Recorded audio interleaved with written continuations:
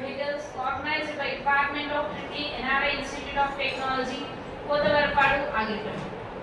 Today, our guest of honor and the resource person is Dr. L N Sastry Varanasi, sir.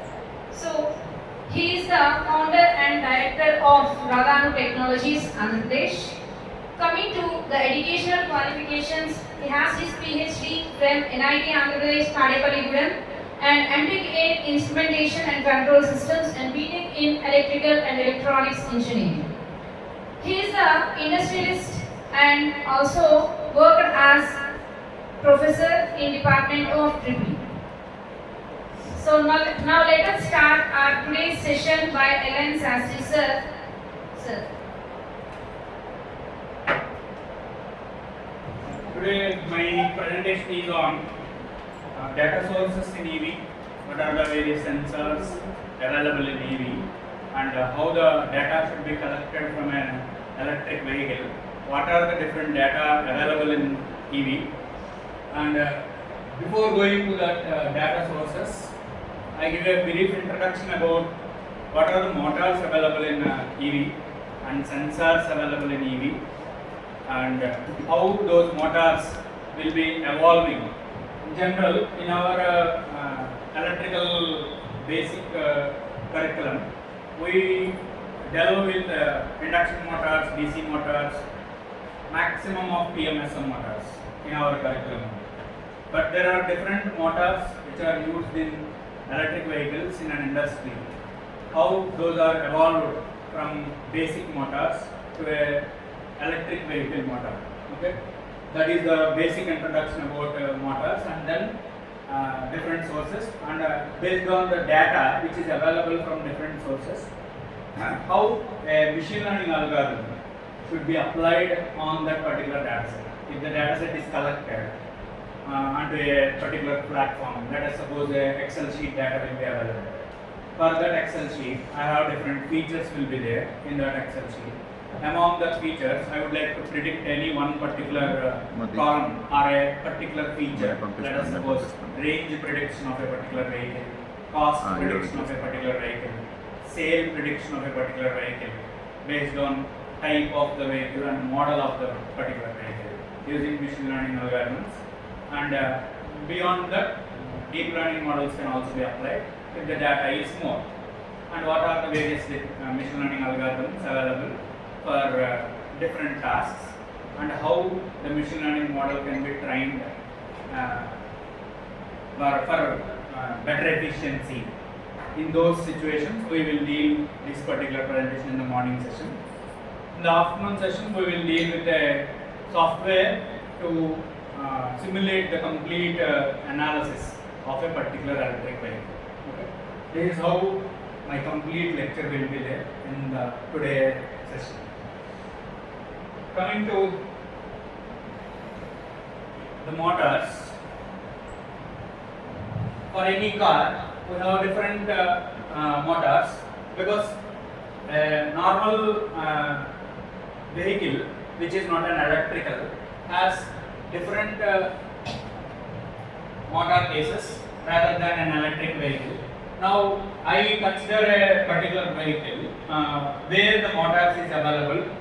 One is radiation motor. After that, pointer is not there. No sir, actually. There is a wiper motor, mirror motors are there, lightning motors are there. For each and every part of a electric vehicle, there are motors connected with each and every part if it is an electric vehicle. And this is the radiation motor, where inside the motor will be available like this. These are various motors, and what are the motors which are used in this particular scenarios in an electric vehicle? We have another motors called steering. For braking, we use the solenoidal brakes, and we have a seat motors to move or push back of particular seats, and some AC blower motors will be there for compression of air, outside environment air to the cool air into that particular vehicle. some AC motors will be there. In some cases, some of the newly launched vehicles, there will be a rooftop will be opening. That is another motor. These are the various motors available in the electric vehicle. And how those are connected in an electric vehicle. The main heart of the electric vehicle is a battery. Battery pack is the heart of an electric vehicle. Without battery pack, electric vehicle is like a toy car. It won't be working. And the complete electric power which is supplied through all the motors will be from DC energy, that is stored energy in the battery. The complete battery will be the part of electric vehicle. That battery will be charged either by using an onboard charger or an off-board charger. There are two cases of charging mechanisms. I think those will be covered in the previous lecture. On-board charging case and off-board charging case. If it is an on-board charging, directly this is an on-board charger. Inside this on-board charger, we have a converter for DC charging, and directly we are supplying an AC supply outside, from outside environment. From AC supply, whether it may be a 230 volts AC or 240 volts AC single phase, that AC voltage will be converted to a DC supply, and that will be charged to a electric battery for an on-board charger. For an off-board charger, we have a direct AC to DC converter at the outside charging station. That is, at the charging station itself, AC is directly converted to DC, and the required value of DC is given to a from off-board charger to a direct battery. We are giving a DC value.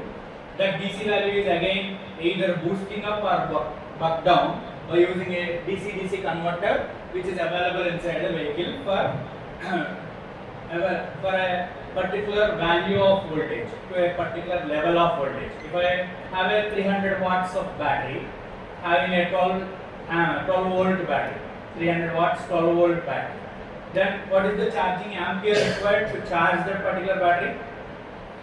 Is 12 volts is sufficient to charge that particular battery? No, sir. Sufficient? No. No. It should be greater than 12 volts, and if it is a ampere rating of 18 ampere hour, the charging amps also greater than the battery ampere rating. Okay, as like your mobile phones. You have a mobile phone of 3.7 volt battery with a mAh of 4000 mAh or 5000 mAh or 6000 mAh. It depends on the mobile which you are using. But your charging voltage will be greater than that 3.7 volts, maybe of your adapter voltage at the output of a adapter in a mobile charger will be 5 volts with a rating of 1 ampere or 2 ampere or 3.3 ampere. That will be based on fast charging or slow charging. Like that, the same scenario will be available in this electric vehicle case also.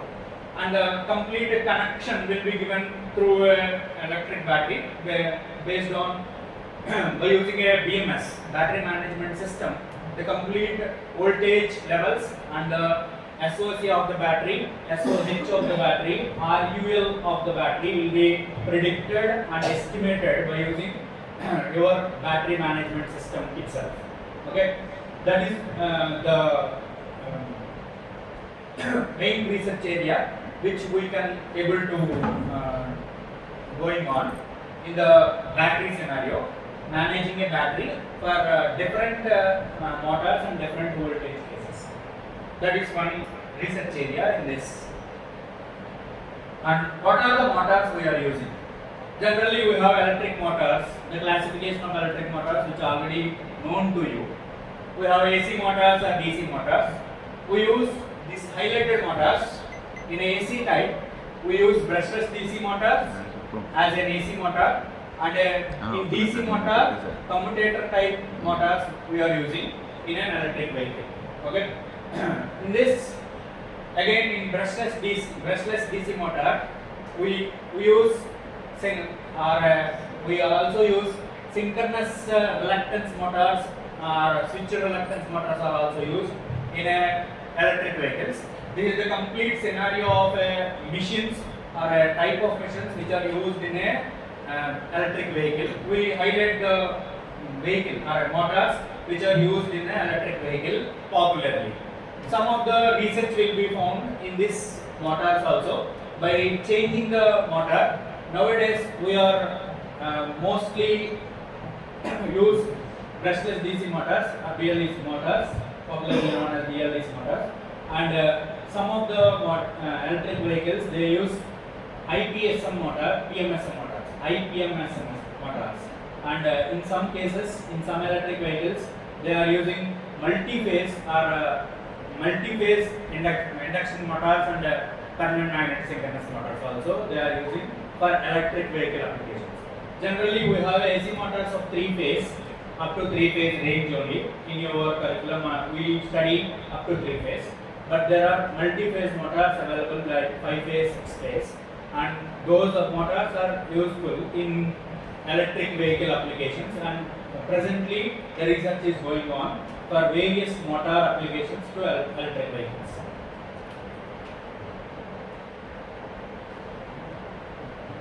You know the basic conventional motor, conventional DC motor, what is the operation of a DC motor, how it will operate and how it will generate a magnetic field and store energy to a particular operation based on that operation using magnetic field and coil rotating a coil inside a magnetic field. You know all these things, and we are using this DC motor in applications like in an electric vehicle scenario. We use wiper motors. For a wiper motor, we use DC motor, and then power window motors, mirror motors, and some of the sensors we use this PMDC motor. This is the application of various parts in an electric vehicle where PMDC motor is used. Whereas coming to permanent magnet synchronous motor and a BLDC motor, a family of PMSM having permanent magnets on the stator and a rotor will be rotating inside that particular stator. There will be a Hall effect sensors corresponding to that particular BLDC motor, and you have a operation like a normal PMS motor. The construction is like the PMS motor. I don't go in detail about the construction and operation of a particular motor. All these motors, the construction and operation will be known to you, assuming that. Okay? Is it so? Construction and operation will be known to you. Fine. And this is one of the motor, popularly used motor for electric vehicles. Whereas inside this BLDC motor, permanent magnet brushless DC, there are different types of motors which are used, and there are different configurations which are used in electric vehicles. Like rotor will be inner and rotor will be at the outside. The same PMSM or BLDC motor having different configurations, having rotor, inside rotor and outside rotor. And again in inside rotor cases, there are two motors will be evolved based on the recent studies. That will be surface mounted and interior pole mounted. These are all variations of BLDC motor which are popularly used in your electric vehicle for efficiency, for increasing efficiency, to increase the efficiency of a particular electric vehicle case. These are the constructions. I don't go into the detailed working of this particular motors, and I just want to convey the complete scenario of motors. What are the different types of motors which are used in electric vehicles? These are surface mounted BLDC, and this is a interior permanent magnet BLDC. The basic difference is, have you observed the basic difference in the construction itself? We have a permanent magnets placed in a outside surface of the rotor here, whereas here the permanent magnets are mounted on a rotor, interior of the rotor. That is the basic difference. Here also, outer part of this particular rotor, we place a permanent magnets. Here it is inside the rotor. That is the basic difference. And coming to another motors, from the PMS system, these are the various evolutions of PMS motors, which we popularly use in electric vehicle applications. Rather than a interior permanent magnets or out surface mounted permanent magnets, based on the construction of the particular permanent magnets, we evolve various types of motors, different topologies like cylindrical type, surface mount, bread loaf, and then arc type interior permanent magnets. And again, there are different shapes also available, like the rotor shape will be of delta shape, double V shape, and then single V shape, like that. Based on the construction, if I change the construction of a rotor, the stator is same for all the motors, and if I change the construction of a particular motor to increase the efficiency, we are deriving different topologies of same PMSM motors, and all these topologies in an industry, all these topologies will be used in electric vehicle applications only. In general, these topologies which are already evolved in various PMSM motors, which are not used in a general applications. Generally, general PMSM motor, what is the basic application of the PMSM motor? Anyone? Basic application. Normal PMSM motor application. Where you are using PMSM? Traction. Okay. Along with PMSM, there are another motors also. One is traction. Conveyor belts. Okay. But this rather than a general PMSM motor, if we the derived models of all these topologies, we cannot use all these models in a general applications rather than your electric vehicle applications. Most of these topologies which was derived from PMSM by changing the magnets or changing the rotor construction or changing the shape of the magnets which we mounted on a particular rotor, whether it may be interior or a surface. Based on that, we evolve different, not only limited to these particular topologies. There are n number of different topologies will be there in PMSM itself, which was used for electric vehicle applications only. Okay.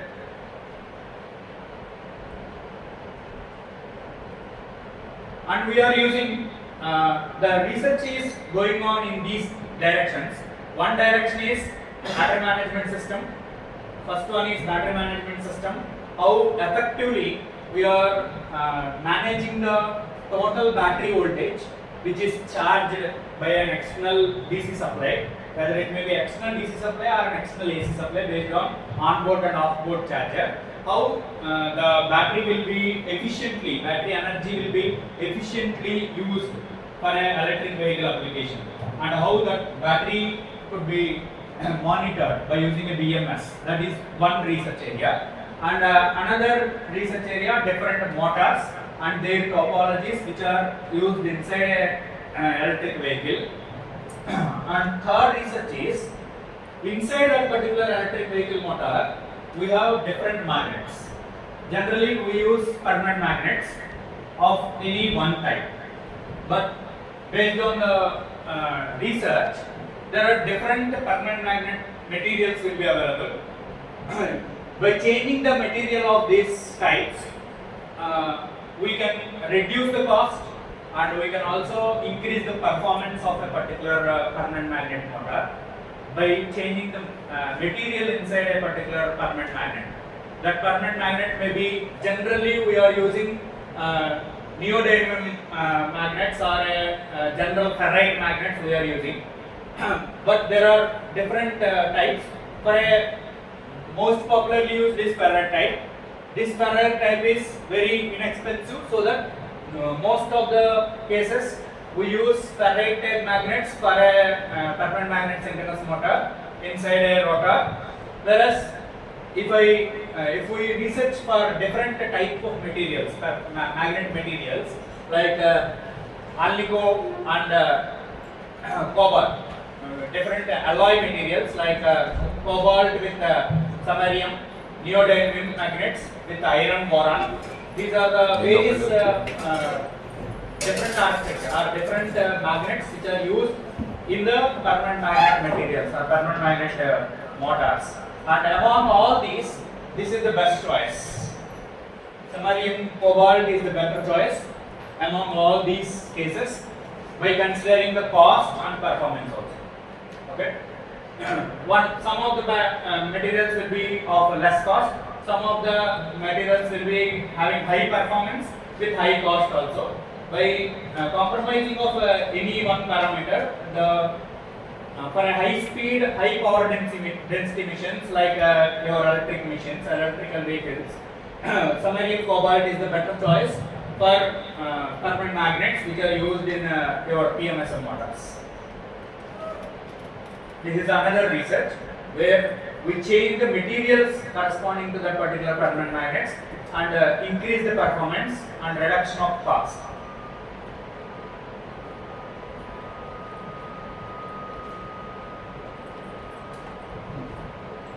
And next case is we have a speed torque characteristics of a PMDLDC motor. We have a constant torque regions and a constant power region and a reduced power region. The research is we need to operate between these two points in a speed torque region. Always we need to operate at a constant power region of different by changing various motors or by changing various magnets. We need to achieve the performance between the base speed and the critical speed. If it is beyond the critical speed, it will be a reduced in power region, power case, power will be reduced. If it is below the base speed, the torque will be constant. We cannot able to increase the load in that case. So that we should be the pressure applied onto this particular battery and what is the temperature available and gas concentration corresponding to that particular thermal runaway. And for an inverter case, what is the temperature and current? These are the parameters from various sources of electric vehicle. We will collect the complete data corresponding to a particular electric vehicle and we store this all parameters, whatever may be the case sensors we have. All the sensors will be connected with each other and we collect the data corresponding to that particular electric vehicle and store the electric vehicle sensor data as a data set in any frame or in any format.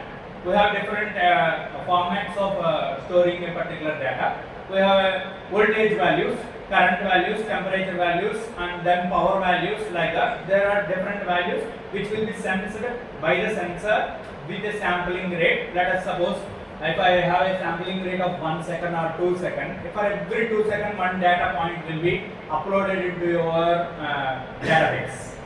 That will be stored as a Excel sheet format or a CSV format, or it may be of if it is a huge data by combining all the CSVs into a single file like a Hadoop file system. And there are data formats like a HDF file, like based on the requirement of the data. We have a brain in our human parts. One of the part is brain, which is the most important part in a human body, which will collect the data from various parts of the body and reacts based on that particular data. If I have a, let us suppose I am delivering a lecture, that delivered lecture will be given by my motor organs, which will be a mouth, hands, and your legs, which are motor organs, which will call it as an actuators, will act according to your brain signals, which will be sending from the brain. And the sensory organs, like your nose, eyes, ears, will be the sensory organs, like 5 senses will be there. Some of them are 6 senses, 6th sense also there. 5 senses, based on that sensory organs, you capture the information from the environment. You are listening to that particular lecture through your ears and eyes. Visual information will be captured by the eyes, that is a sensory organ, and a vocal, that is audio information, will be collected through ears. Those informations will be again sent to a central nervous system inside your brain, and inside that central nervous system there are parts called neurons, where neurons will process each and every sensory information which will be sensed by the environment through the sensory organs, and process the information and give acting corresponding to that particular signal, and that signal will be processed in the central nervous system and given decisions to the motor organs, which will act accordingly. This is the complete process where brain will work. The same intelligence will be artificially modeled by using a simple model called a McCulloch-Pitts neuron model. That is the first model where we are artificially modeled a brain activity by using a neuron structure. You have different parts of a neuron having axon, dendrites, synaptic terminals, and complete synapses. That axon will be the main part of that particular nucleus. The complete information which will be sensed by the dendrites. Dendrites are the various connections of a particular neuron with all other neurons. There are n number of neurons which are connected inside your brain, which are from different parts of your body. Okay, all the neurons will be connected each other. That is a complex, massive connection inside your brain. Okay, that massive inside that massive connection, each and every signal coming from a sensory organ will be processed based on the activation of a neuron. That activation can be based on your threshold potential of particular neuron. If I have a very less voice, I have only my voice is audible to one bench or second bench or first row or second row only.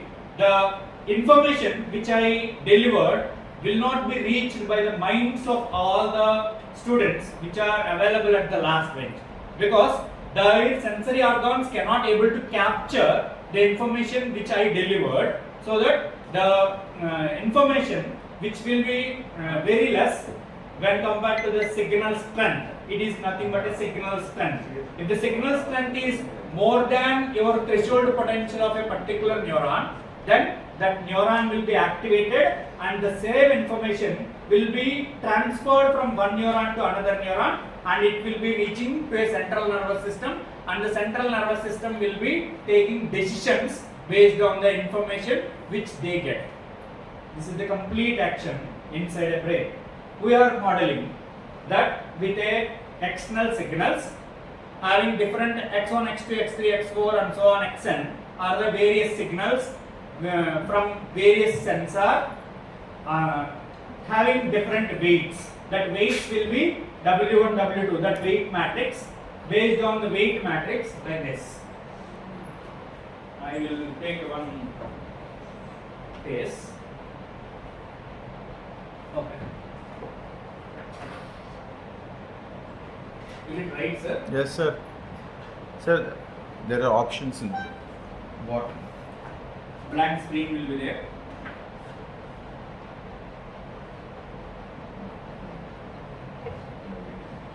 Fine. Now my neuron will be modeled artificially by using a summer having different sensor information will be modeled as different values, signals x1, x2, x3 and so on, xn. There are n number of signals which are connected to a particular neuron and having a weights of W1 corresponding to this particular x1. W1 is the strength of signal, strength of x1 signal, and W2 is the strength of second signal, W3 is the strength of third signal, and Wn is the strength of nth signal. By combining all these two, signals along with the weights, we have W transpose x is your net value at the output of the summer. Okay, W is the various weights which will be transposed and it will be multiplied with x, where x is the vector having x1 to xn. This is the net value. This net value is again passed through a activation function which will be having a threshold potential corresponding to your neuron. Threshold value will be defined by the model, and the output will be, if the net value is greater than the threshold, then this complete neuron will be fired, and if the net value is less than the threshold, this neuron will not fire. It means the sensory information cannot pass through this particular neuron and it won't be reached to a central nervous system. This is the complete action which we model as an artificial intelligent model which is popularly known as McCulloch-Pitts neuron model. McCulloch is the scientist name which was invented in the year 1954. Okay, this is the first neuron model, and after that this model is named as, because you have an output equation y is equal to some activation function. Let us suppose I am taking a sigmoid activation function, sigmoid of x transpose W transpose x is your output. Or you can directly take, if I neglect this sigmoid function, your output will be y is equal to W transpose x, where x is the input and y is the output value corresponding to that particular neuron. Now, this is nothing but your straight line equation having a form of y equal to mx, where x is the inputs and y is the outputs, where m is the slope. In one particular case it is a slope, but there are n number of signals. That slope will be modified as a weight matrix now. Okay, this is nothing but a straight line, so that this is a simple straight line modeled as a simple straight line, and it is called as a perceptron, which can perceive the information and act accordingly. Is called perceptron. A single layer perceptron, a simple straight line. This is my straight perceptron model. Because it is passing through origin, it is a y equal to mx model. If I have a bias, there are some noises which are adding together while the information is collected from the environment. In those cases, that noises which will add together is known as a bias, which is modeled as B1, B2, B3 and so on, n number of noises that will be added together. Then it is y is equal to W transpose x plus that bias value. This bias value will be your y-intercept, y equal to mx plus c, and the straight line will be shifted like this.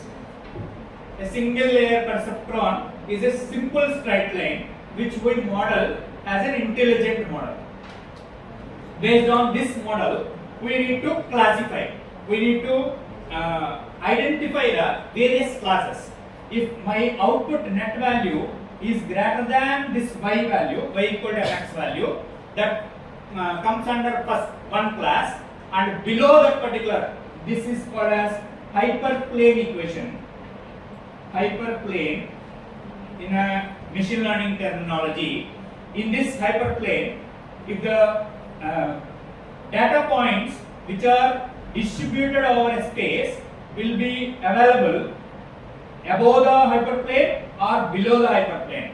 If it is above the hyperplane, this complete data points will be treated as one class, and below the hyperplane, that complete data points will be treated as another class. Let me take one example.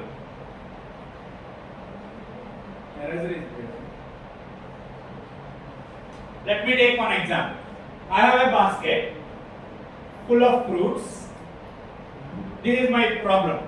I want to fit this particular problem into a machine learning problem using a simple perceptron model or a classification problem. There are two types of problems. Generally, we have a classification problem or a regression problem. What is a classification? What is a regression? I will deal with that.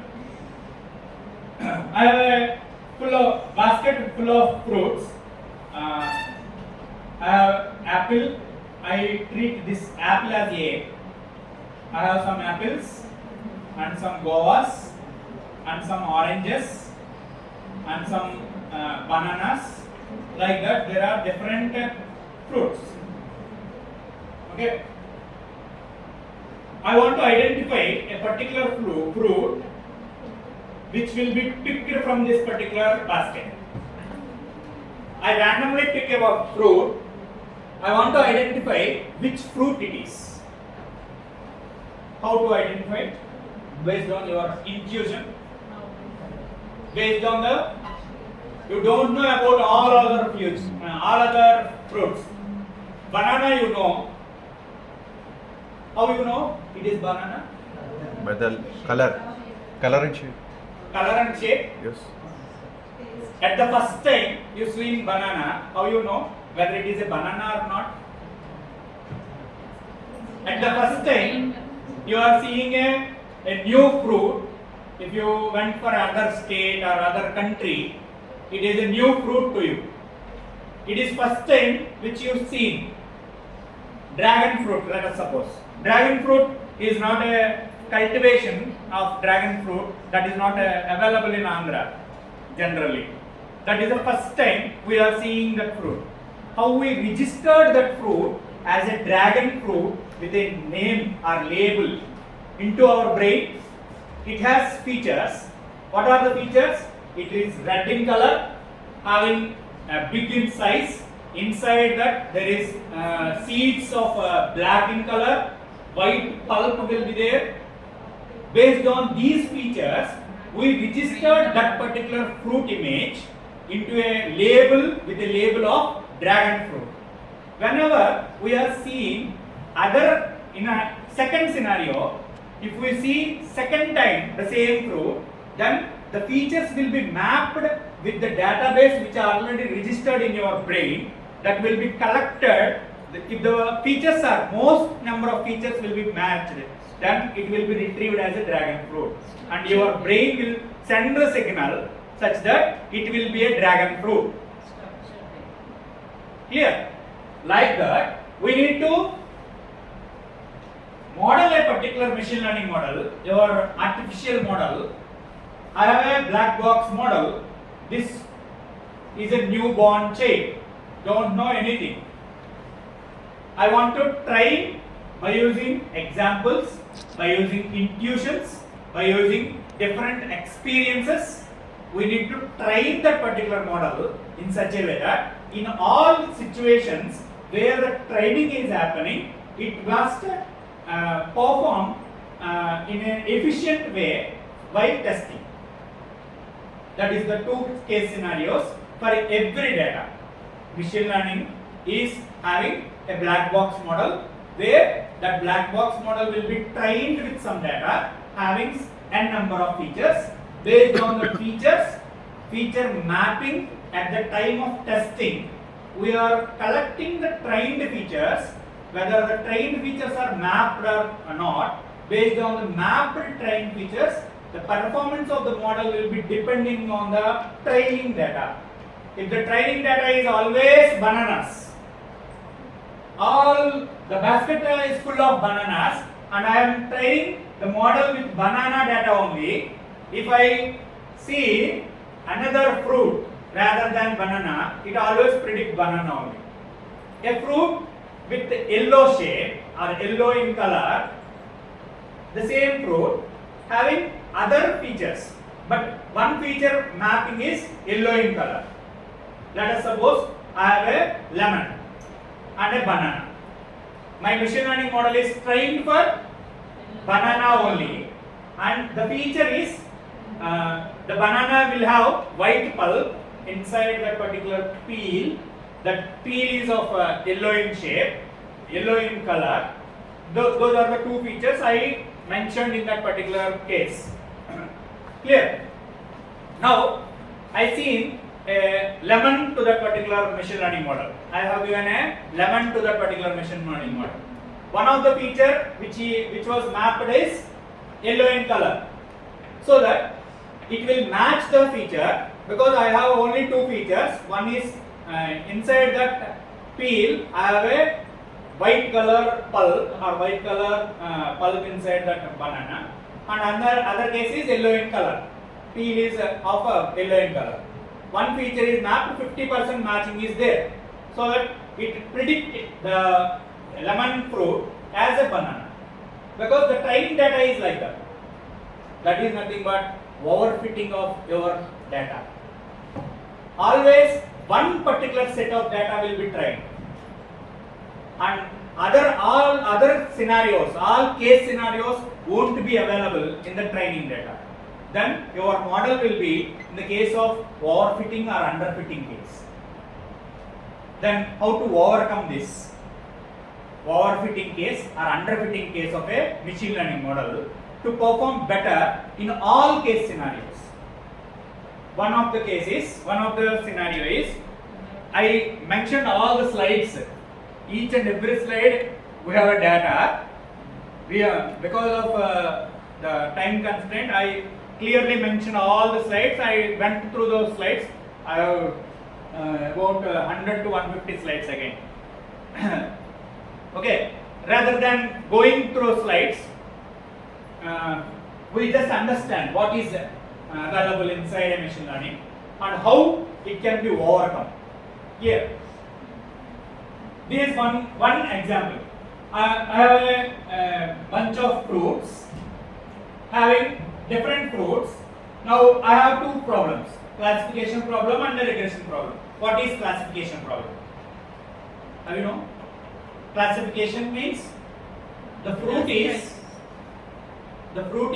whether banana or a guava or a apple or an orange. That is a classification task. Classify the various labels is a classification task. Whether the picked fruit is a apple, banana, orange or guava. Multi-label classification. I have 4 labels. In some cases only 2 labels will be there in your data also. That is a binary classification. Okay. Now this is a classification problem to have a particular label. What is regression? Regression problem means Parameters. whether the picked fruit is available or not. Yes or no decisions. Okay. That is your regression. Now, for this particular problems, we have different models corresponding to classification problem or a regression problem. We have different models. Now, in the previous case, again I went to the previous case. I have a bunch of bananas only inside a basket, and I train the machine learning model, which is a black box ML model with the bananas only. It always predicts banana, whatever may be the input it is. So that the machine learning model is said to be overfit or underfit. How to overcome this? In these two scenarios, either overfit or underfit scenario, we need to overcome either by increase the training samples or by using a cross validation, k-fold cross validation. This is mostly we are using for a time series data.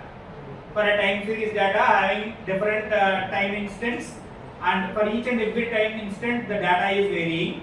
The features of a particular data will be varying. In those situations, we use k-fold cross validation. What is k-fold cross validation? How we can overcome this underfitting and overfitting problem by using a k-fold cross validation and increment of training data. If I increase the training data, previously I trained the model, black box model, which is a machine learning, with all bananas. Now I am adding number of fruits by increasing the training samples.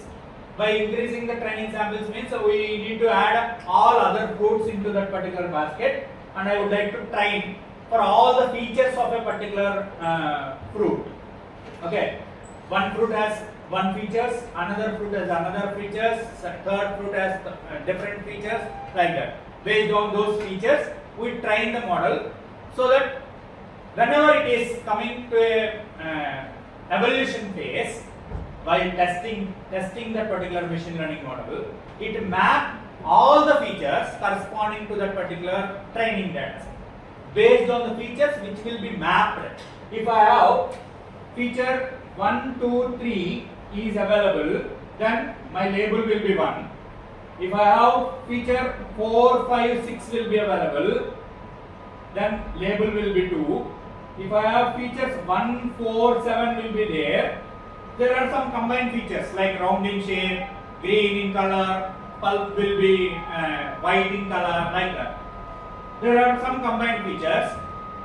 Then there will be a label of 3, like that. There are different features will be trained together so that we can overcome the overfitting and underfitting model, so that we can get a generalization of this particular model corresponding to this particular ML model. ML machine learning model will be generalized, more general way, in a more general way. Whereas cross validation means k-fold cross validation. Next case. K-fold cross validation generally we take it in a time series data. Let us take a time series data of 100 samples. Okay, I want to predict one particular case in this particular 100 samples, among 100 samples.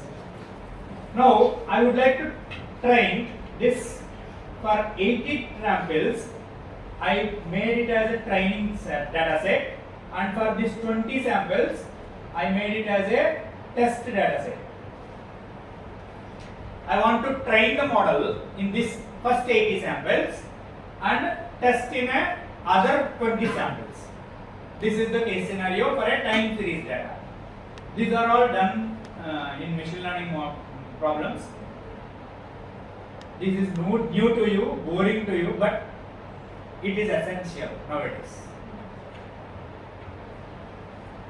Now, if I train this 80 samples to a machine learning model, if all these 80 samples will have the same feature, there is no abnormality in that particular 80 samples, all will be same. All will be same. Then the prediction while testing of these 20 samples also, it won't have any abnormality to be detected, and it will detect the same normal case at the output of a machine learning model itself. To avoid this, we need to have a k-fold cross validation. Let us suppose that k may be 3-fold or 5-fold. 3-fold or 5-fold cross validation will be done. What is k-fold cross validation?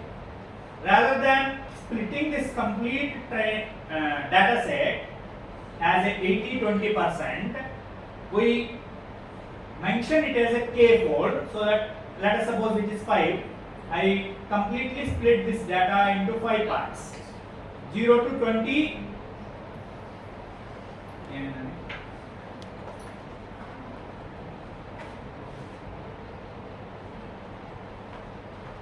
0 to 20 samples is first fold, 20 to 40 samples is second fold, 40 to 60, 60 to 80, 80 to 100. These are the 5 folds.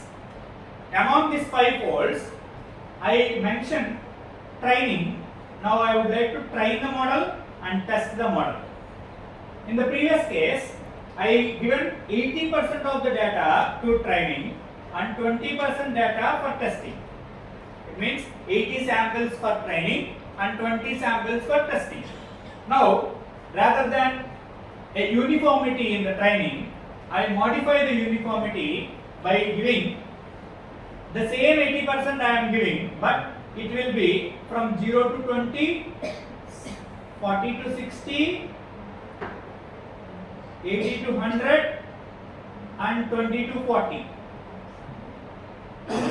This is 80%. Again, 80 samples are given to it. Rather than complete 80 samples in one stretch, I have given this sample for 20 to 40, 40 to 60. Rather than 60 to 80, I have given 80 to 100.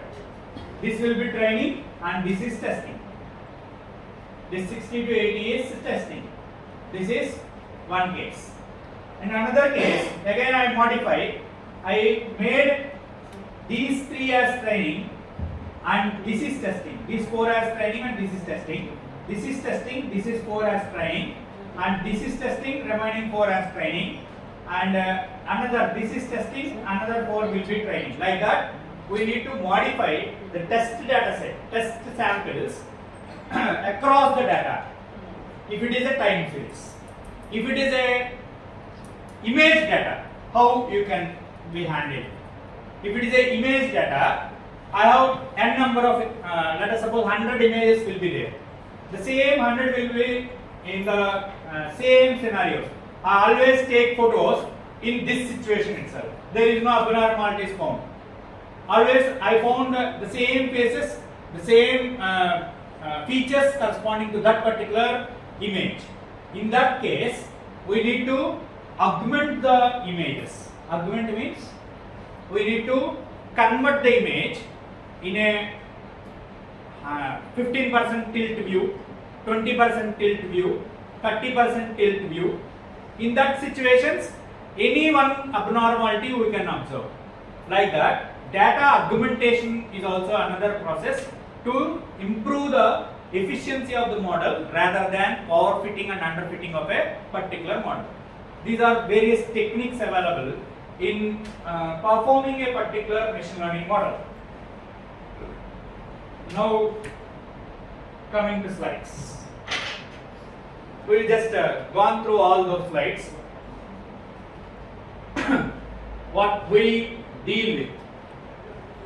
A simple regression example. I would like to predict a weight of a particular person in kgs by using a height. Height means height in meters. Based on height, I would like to predict the weight. Based on one feature, I would like to predict another feature by mapping this feature with other feature in the data set.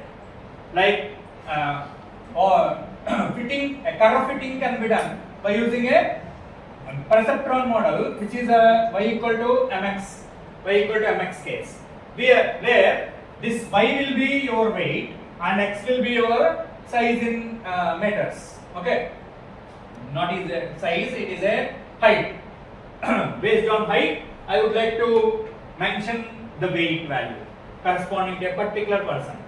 If my size or a height will be, let us suppose 167 centimeters or 1.67 meters. If this is the case, 167, then we can able to fit this particular line. I already fitted this line for various data points. These are the various data points corresponding to this data point. What is the coordinates? This is the x coordinate and this is the y coordinate. Corresponding to this height, my weight corresponding to this height is this much. And corresponding to this data point, I have an x coordinate and y coordinate. Corresponding to this I have a height and weight. Like that, there are n number of data points. Among all other n number of data points, I would like to classify or fit a curve. All the data points will be fitted to a particular curve that is based on your perceptron model, whether it may be y equal to mx or y equal to mx plus c or n number of straight lines. In some cases, because it is a linear curve, linear case, the data will be in linear fashion because the relation between my input and output is linear. Based on my input and output relation, the linearity of the data will be available, so that a linear curve of it will be fine, and the problem is nothing but a linear regression. That is a linear regression problem. I can fit the complete data points with a single straight line, which is a linear straight line. That is nothing but your perceptron model. Based on that particular data point, we can able to predict for a particular height what should be the weight. We can predict. Okay. Whereas, if the case is, I already mentioned all this. There are different cases. One is a regression problem, another one is a classification problem, third one is a clustering problem. My values are completely in continuous manner, having a value, input value, corresponding to this input value, I have some output.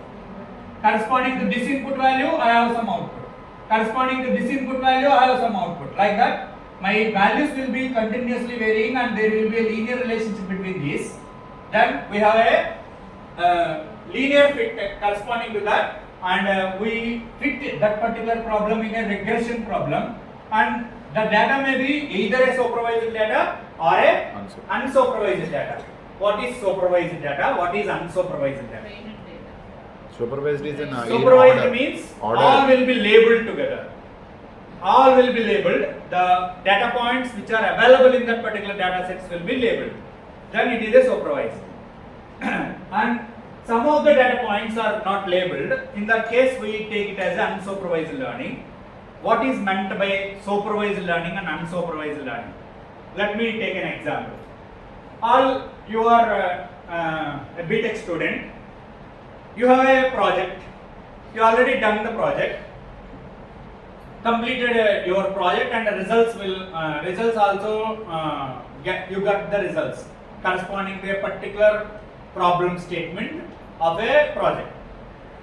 You assign with a supervisor, which will the project status will be supervised and guide to you the complete outputs corresponding to that particular problem statement is known to your supervisor. That is a labeled data. Known to your supervisor, and he or she will always guide you in such a way that you always get, for this particular machine, my torque will be this much, my speed will be this much. This is labeled, which will be known to your supervisor, and you will be guided by the supervisor. In that case, it is the learning mechanism based on the decisions or based on the inputs given by the supervisor. You modify the system, you modify the project methodology such a way that you need to get a particular value which your supervisor will suggest. That is your intuition or learning mechanism towards the supervised learning. Because you know what is to be happened, what is the desired output, you know. Clear? To get the desired output, you modify all the learning mechanisms. Clear? Whereas in case of unsupervised, you don't have any supervisor. You don't know what is happening inside a particular project and what is the correct output, you don't know. A labeled data is not available.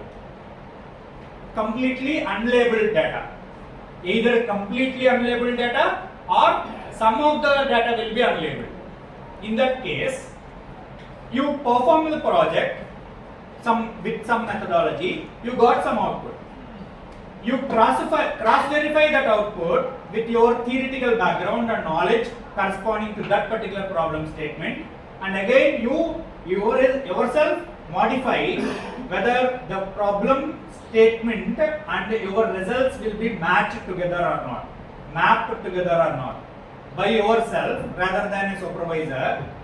You don't have any desired output.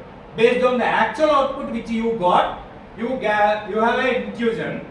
In one iteration you got one desired output. Based on that desired output, you modify the system. Again, if you want to get a perfect output, until unless you got a perfect output, until unless you got a desired value of output, you modify your system by your own, by your intuition and experiences got by the problem statement and the methodology. That is your unsupervised way of learning. Okay. In those cases, we fit the problem into clustering mechanisms, clustering problem, and in some cases this data will be not in continuous manner, it may be of discrete manner. For a same input, I have two outputs. Different outputs will be there. For a same height, I have different weights will be there. In those situations, that will be treated as a classification problem, where the hyperplane will classify one class above the particular hyperplane and below the hyperplane another class. Okay, these are the basic problems in a normal machine learning case, where we use either supervised learning or unsupervised learning. In some cases we use reinforcement learning also. Okay, that is an advancement of in some cases semi-supervised learning will be there, and then reinforcement learning will be there. Okay.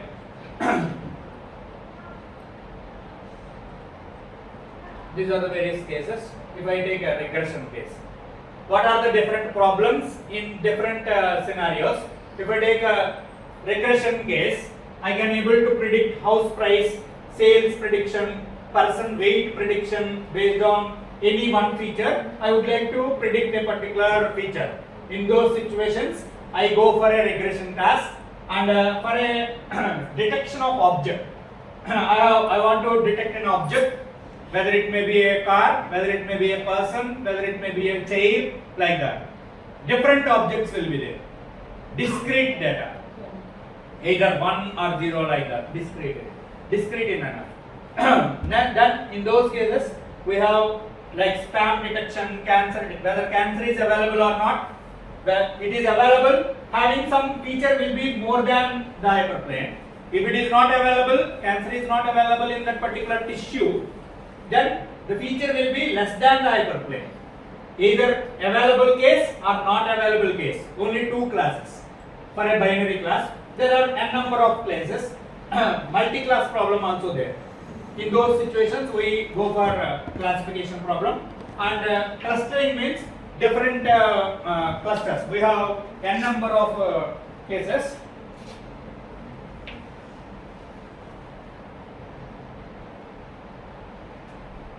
These are the examples, like Google News, we need to cluster different newses, and then genome patterns will be clustered, and cloud processing will be clustered as a different classes. Okay. This is three problems which we mostly delve into your machine learning case.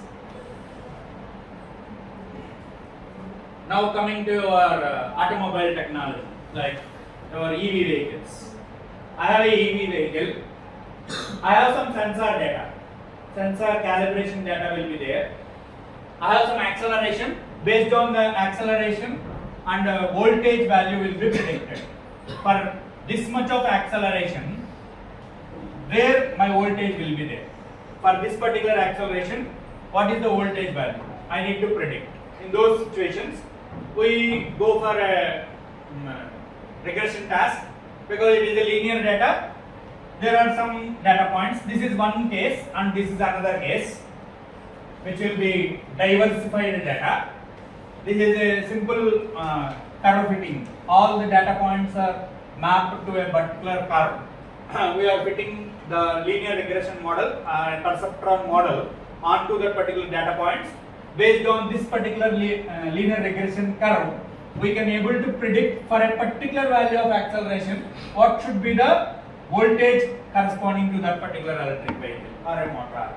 Clear? These are various scenarios in your electric vehicle. In the afternoon class, I will give that particular data set itself.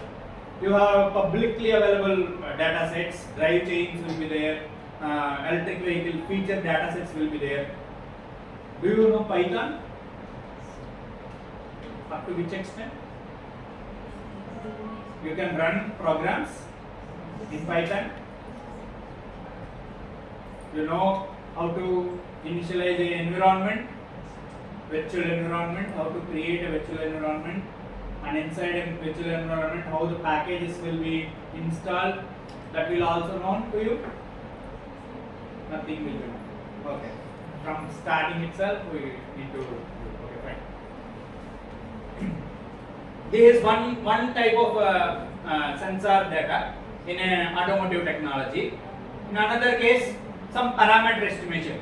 For a powertrain, I have a force which is a torque in newtons. I have some force. For this particular force, I want how much acceleration will be there. For a particular force, how much acceleration will be available for a particular electric vehicle. This is another feature map between any two features. Vehicle parameters, different vehicle parameters. In the previous case, we have a vehicle parameters of acceleration and voltage. Now it is between acceleration and a powertrain force. Likewise, there are a number of features for a particular electric vehicle. We can able to predict the range.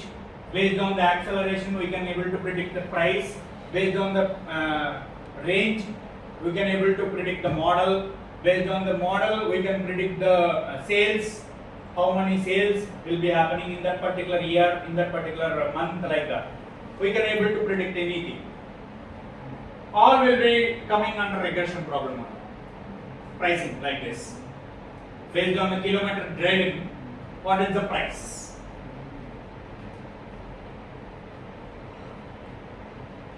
This was already done. For a predictive model, we have some unseen set of data. From previously unseen data will be there.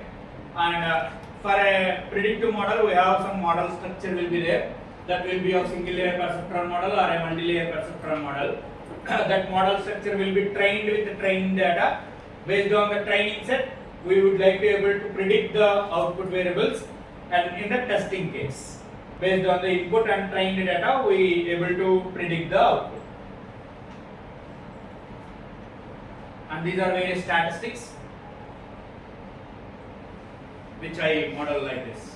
Y equal to mx plus c, where b is the bias, y is the output term, w is the weight parameter, and x is the input. Where they take phi of x rather than x. I have taken x. This is the complete representation of a data set. My output vector has to be predicted based on the input vector, based on the input parameter x value, and the weighting factor is the strength of that particular input signal which is available. Sir, what is X then? This X is a combination of inputs, different combination of inputs, input parameters. Means that is why you have written phi of X. Phi, this is a complete matrix. This matrix will represent as X, capital X. In the previous example which I see, this x will be, I model this as a vectors. x1 is this vector, x2 is this vector, xn is this vector. Combination of those vectors will have a matrix, capital X. Then what is W? Weight matrix. Weightages. Vehicle. Weight. Weight No, sir. corresponding to a particular signal. Weightages. Okay, weightages, right. That is taken as a signal strength. In the previous case, we dealt with a linear regression problem. In all the cases, all will be in linear case. In some of the cases, the prediction will be of non-linear case also. In those situations, we go for non-linear regression techniques also, like by using a optimization, non-linear optimization, like by using optimization problem, we can fit the data points. The data points relation between x and y, the input and the output will not be a linear case in all the situations. In those situations, we can able to fit that particular data points by using a non-linear regression task. This is by using a non-linear optimization, and this is by using Gaussian, and this is by using support vectors like kernels. I have a classification task of one kernel representing one class, another kernel representing another class, third kernel will represent another class. By using the kernels, we can able to represent the data. Clear? For each and every case, for a linear regression, we have different algorithms like linear regression algorithms, and whereas for a non-linear regression, we have Bayesian trees, decision trees, random forest case, and then KNN maps, self-organizing maps, XGBoost. Some ensemble methods are also available by using a voting classifier and bagging, boosting, stacking. These are the various techniques available in ensemble methods. For every machine learning model, you have these steps. First, you need to choose the model, whether it may be based on the problem statement, whether it may be a classification task, regression task, or a cluster task. You need to choose a particular model. After choosing a particular model, you need to find the input parameters corresponding to that particular model, train the model, and then validate and test the model at the end corresponding to that evaluation phase. These are various examples. Basic functions like linear regression task, polynomial regression, sinusoidal regression. These three comes under nonlinear, Gaussian based. For each and every case, as like your linear function, linear is y equal to mx plus c. Polynomial, you have mx square, mx1 square plus x2 square, like that. You can able to interpret mathematical interpretation for each and every function. Like this. These are the different polynomials. Maybe of x cube, x power I, x square. First one is linear. Phi naught of x is a straight line, simple straight line. And phi 1 of x is also a simple x value. Always it is x, a constant value. And from phi 2 of x it is non-linear enough. All those curves will be represented like that. Maybe of parabolic in nature, and maybe of quadratic in nature, cubic in nature, whatever may be the case it is in non-linear. And some Gaussian functions by using a Gaussian curves, a bell-shaped curve, Gaussians. Based on the Gaussian value, we can able to predict. The data points will be fitted into this particular Gaussian curve, and we always calculate a normalized probability distribution and PDE corresponding to this particular Gaussian curve.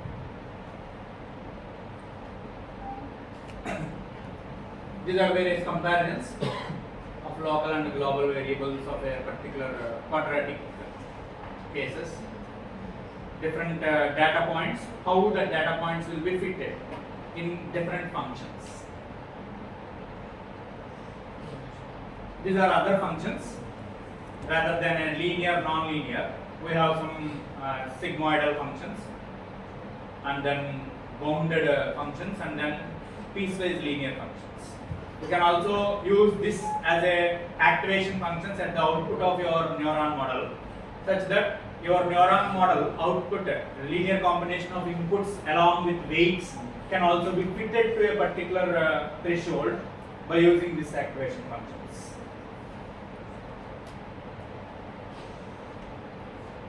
Next, coming to losses. While training and testing of a particular model, we have a trained data set, as like I previously tell. My X is my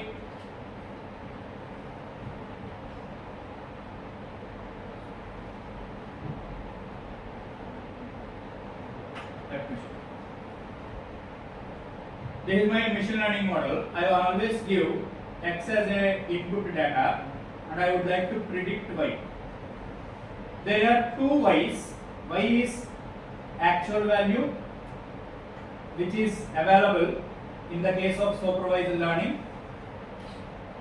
Desired value of output I know initially, that is nothing but your actual value.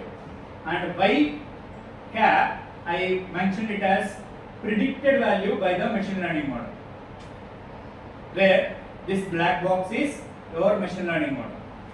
By using training and testing process, I am able to predict for a particular value of X what should be the value of Y, and corresponding to this Y predicted, I have a Y actual will also be available. First, we would like to calculate the error corresponding to that.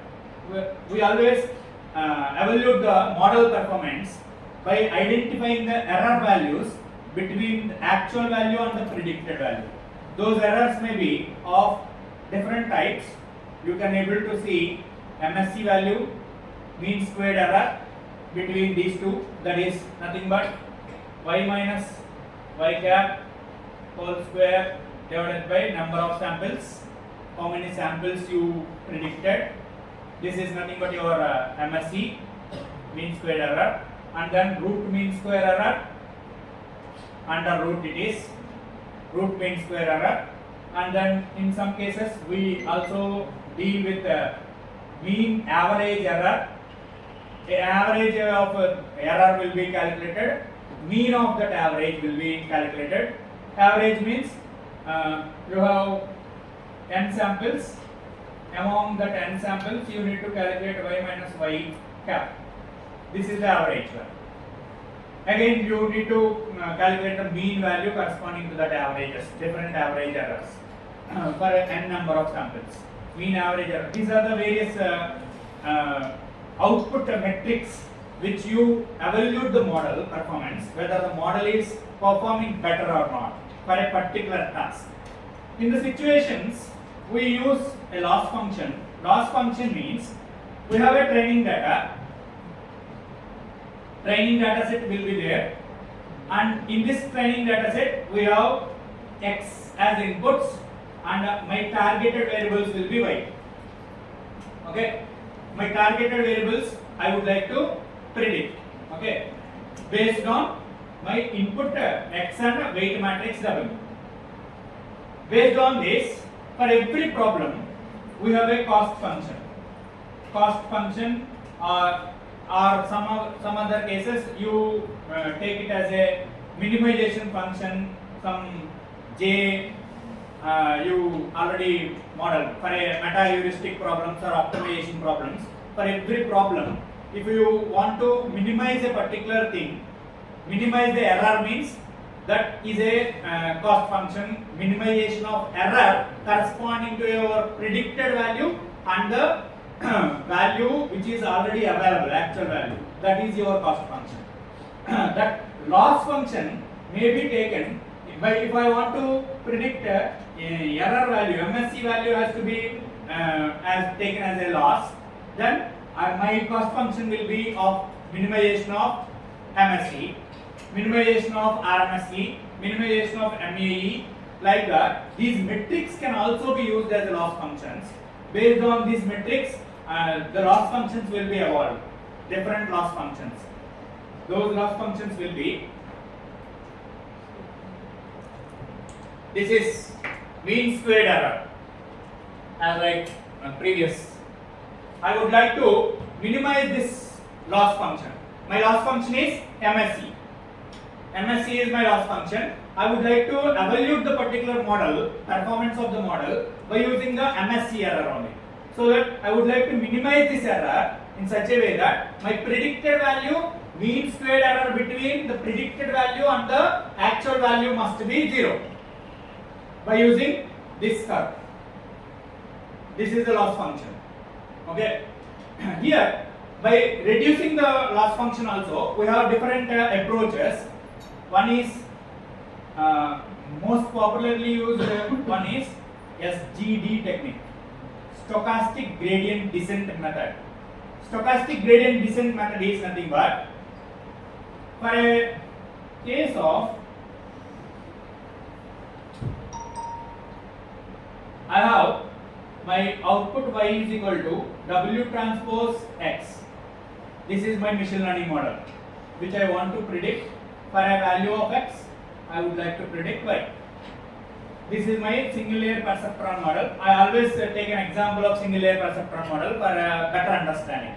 There are n number of complex models will be there until your GPTs. GPT is also a complex deep learning model, transformer based model. All of you using already GPTs, no? Chat GPT, Gemma, Lemma, Olama, all will be GPT, but all are GPTs only. Okay, now for this particular machine learning model, my input is X and I would like to predict my Y value corresponding to this X value. Now I would like to initialize my input weight matrix. Most of the situations for a machine learning model, we cannot able to get for each and every problem. Always my initial value cannot be given by the problem statement itself. So that we take a randomized value of weight matrix at the initial stage.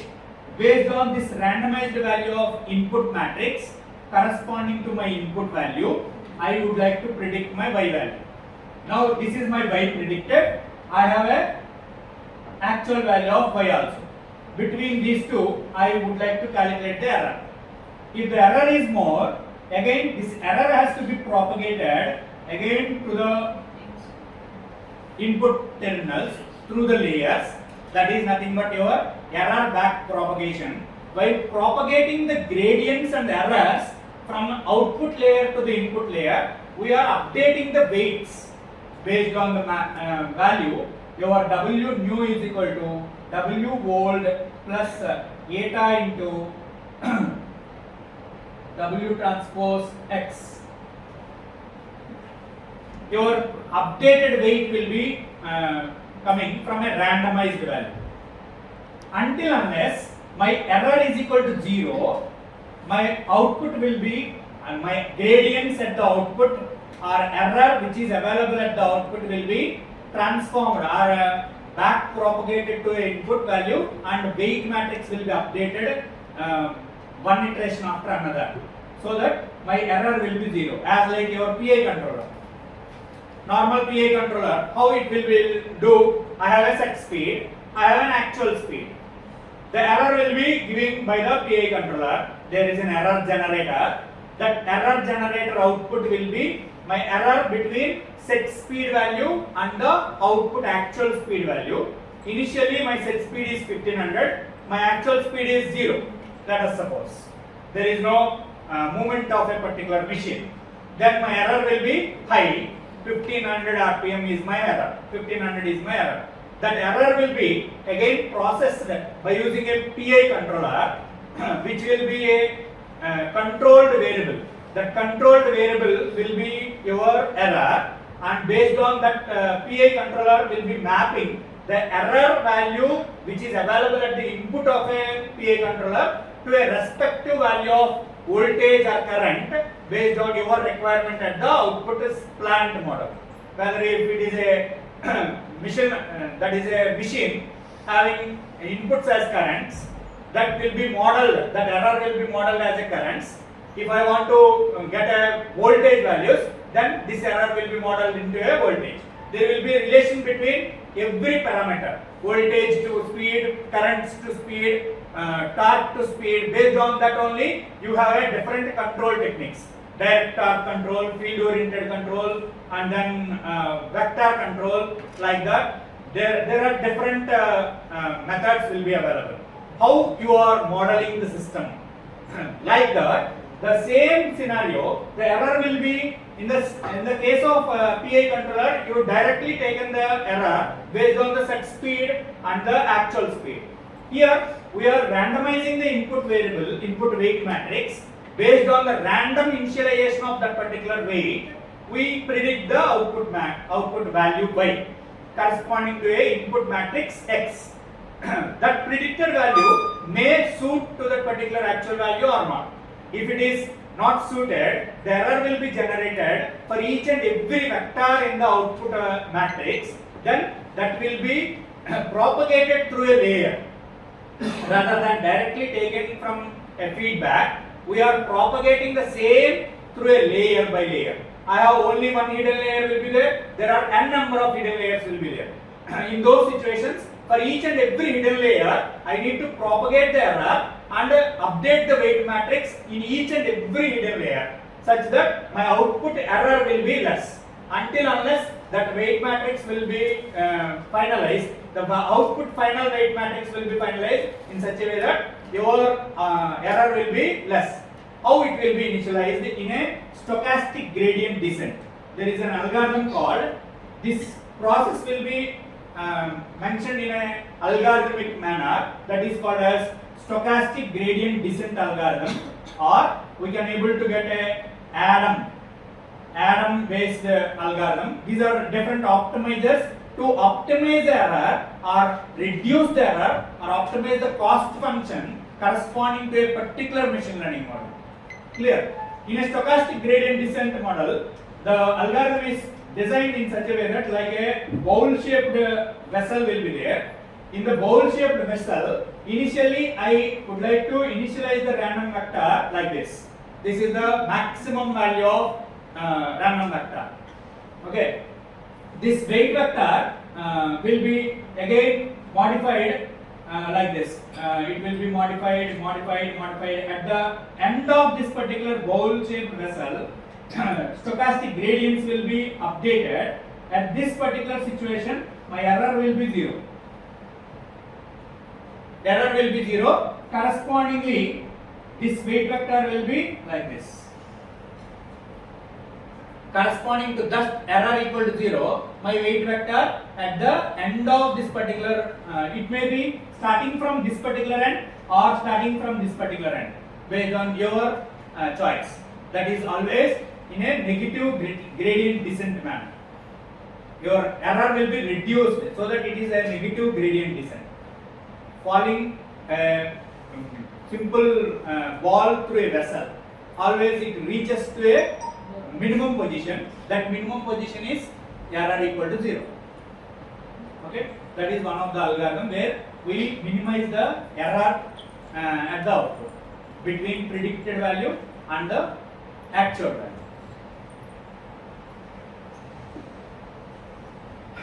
Another loss function, mean absolute error. The shape of the error loss function will be like this. The same process will be done in this case also. Mean absolute, we just take an absolute value of predicted and actual value, and always we calculate a mean value corresponding to that. I also mentioned each and every case, for each and every loss function, for a particular loss function, what is the pros and what is the cons corresponding to that. Corresponding to this particular loss function, mean squared error, for a mean squared error, the major disadvantage of this mean squared error is it was unable to rectify the outliers. What is meant by an outlier? I have a data.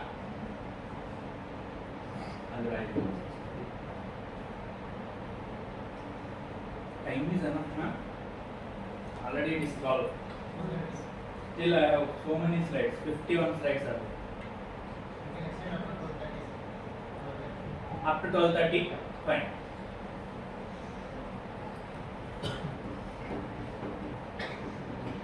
I have a data points between x and y. There are some linear points where I can fit this by using a linear regression curve. Some of the abnormality of data will be available corresponding to this particular application. while processing the data at the input side, you need to observe these abnormalities which are not related to the application. These are called outliers and unrelevant data. We mention it as unrelevant data. That unrelevant data will be removed and that will be prone to a less efficiency corresponding to that particular machine learning model, so that while processing the data, input data, we would like to reduce this outliers and remove the outliers. For these outliers, this MSE loss function won't be a robust one for a outlier scenario, so that we go for mean absolute error, which will be treated outliers also. By considering outliers also, it will be very much adaptable for outlier scenarios. And another loss is over. There is a combination of L1 loss and L2 loss. Previous one is, this is L1 loss and this is L2 loss. There is a combination of both L1 and L2. If the error is based on the factor delta, this is a weighting factor or a deciding factor or a control parameter corresponding to this particular Huber loss. If the error corresponding to the predicted value or the actual value is less than or equal to a parameter, this is a control parameter, then it will be a L2 loss, mean squared error, and if it is greater than this delta, otherwise means it is greater than delta, then it will be L1 loss. L1 loss is mean absolute error. Mean absolute error is L1 loss and mean squared error is L2 loss. That is a combination. Why we take a combination means to get the importance of both the losses. In this loss, it is more practical in nature, and for all practical applications it will be suited, but the major disadvantage in this MSE loss is it won't be robust enough for an outlier case. But in the case of MIE, it is robust enough for an outlier case to club these two losses as a Huber loss, such that it may be applicable for any situation, any practical applications, by considering it as a MSE loss, and it will be prone to a more robust corresponding to a outliers by taking it as L1 loss. Okay. Likewise, there are different loss functions will be there. These are the three basic losses: L1 loss, L2 loss, and the Huber loss. This is the comparison corresponding to that various loss. Again, coming to same.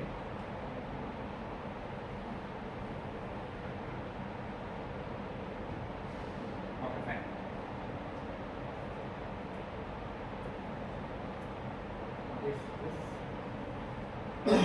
Discard, sir. Okay, annotations. I done with my presentation by highlighting all the models in machine learning and different sources of data which is available in an EEE, how the data will be collected and how the data will be processed by using a machine learning based on various basic machine learning models. To get a knowledge on machine learning models, we can able to use any machine learning model or a deep learning model based on your data requirement and the application requirement.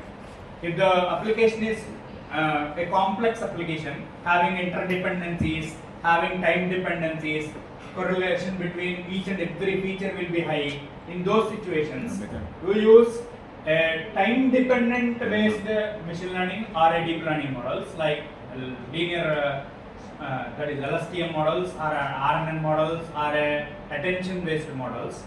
If the data is very straightforward, in those situations basic machine learning models you can use. like SVM or a decision trees or a normal regression tasks. For a regression task, linear regression, logistic regression, polynomial regression, multiple linear regression, like that. Okay. With this, I end my presentation for morning session. Thank you for your patience.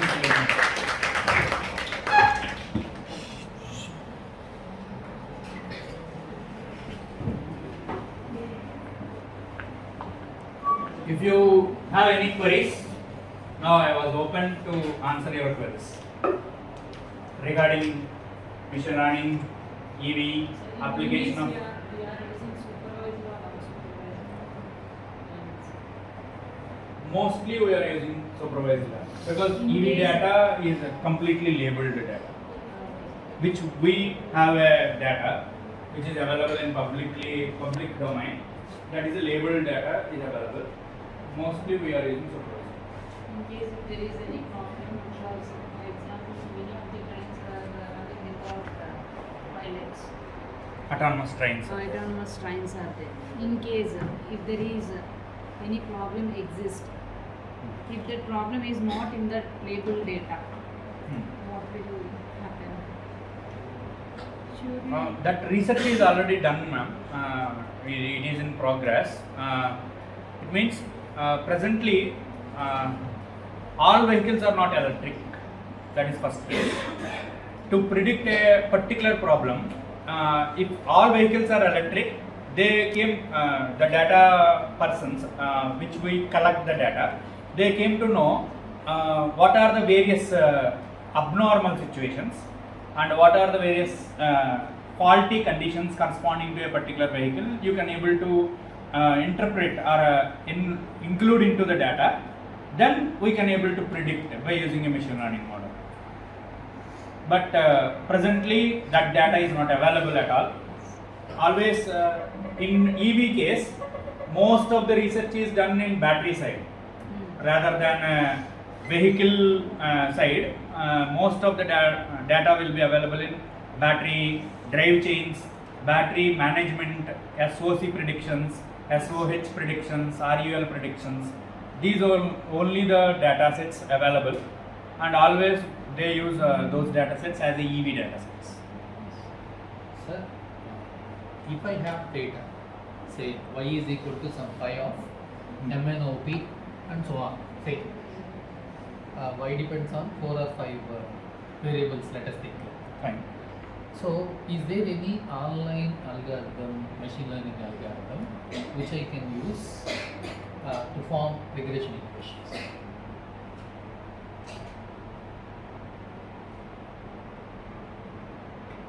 You already have data Yeah. and input features also known to it. I have it. There are a number of models in It's online itself. Online. Online in the sense, in machine learning perspective, online is different. What your perspective online means? Say Means like Google, I think. online calculator, let us see. It is Like freely that. available to you. Yes. That is online. Open Fine. source. Open In source. machine learning perspective, online learning, There is offline something, learning, an app like if I can download it, or apps are there. Algorithms with different features will be available in free domain, in a public domain also. But whether it suits to your application or not. If your application is not suited to that particular features, you need to model. The same code will be taken from the database, which was already available in public domain. And you need to model corresponding to your data. Directly for each and every application it is not available. That will be available for some n applications. Those applications it will be working. For your application having different features, predicting a particular feature corresponding to a particular value. My data is purely numeric. Purely numeric, then mathematical scenario based machine learning models are available. Yeah, I want. Can you propose Q? Actually, my పెట్టి వెనక paper open చేయండి. నేను video చూస్తే దీంతో పాటు దీన్ని discuss In which area? తొందరగా Nanofluids. Okay.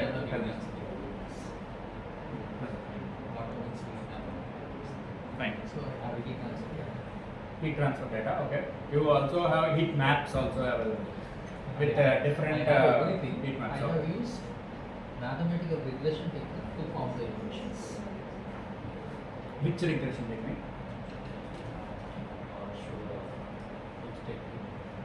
The same mathematical The model program is- which you already proposed in your case scenario can be modeled as a machine learning by adding some intelligence to that. It can be. That means if I upload my data, that should form an equation. Is there any such? Not like that.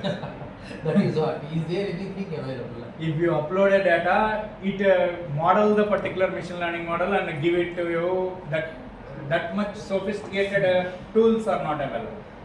Okay. You need to model the machine learning model based on your application, and after modeling your machine learning model, that will be prone to your data and it may extend to any data Okay. that is available. For an existing problem it is available. You need to modify that based on your problem. Okay. So The sources are available. The sources are freely Freely available. If Those your model is if you are modeling in a platforms like Python, it is freely available because Python is an open source tool. If you are modeled in a MATLAB tool, MATLAB or any paid versions of online tools, that is not available. Most of the cases in an electrical case, I see in most of the people, they always prefer MATLAB as a simulation platform for all the cases, whether it may be power electronics, power systems, machines, whatever may be the case. They want to model their system into a MATLAB Simulink or a MATLAB coding techniques, and they want licensed version for a particular, let us suppose for an IEEE 30 bus system, it is fine for a free version. If I want to model a IEEE 1000 bus system, 1545 system, it is not able to done in a free version because it is restricted to a particular node values. All features are not available in a free version. They went for a cracked versions and produce papers also. In most of the research papers, they use cracked versions of MATLAB softwares and different softwares, and those papers are retracted again because of the license violations, even though they published a long way back. If any complaint raises by the software people, then the paper will be completely removed from the journal. That process is called retraction, even though it is published 10 years below, 10 years past, then it will be a very much crucial thing for copyright law like that. Okay. Don't go for a paid versions of softwares. Always prefer a open source software. Python is a open source. Always you prefer Python at least for machine learning case. If you use Python, today any one algorithm is invented newly that can be used tomorrow by for your application. But in MATLAB, in 2020, deep learning toolbox is not available. In 2022, deep learning toolbox is available, but your institute has license of 2018 version only. Then there is a problem of using deep learning toolbox or a machine learning toolbox with a licensed version of 2018. Until 2018 only, your MATLAB toolboxes will be available. A new toolboxes which are added after 2018 won't be accessed by your license. That is very much problem, and you need to wait for a new version to be coming. For every 6 months, a new version will be released. Until unless that toolbox is prepared and uploaded to a MathWorks platform, it won't be released for a next version. You need to wait. If you wait for 6 months or 1 year for a particular thought of your research, it will be outdated. So use open source tools for machine learning case itself. Clear? Thank you.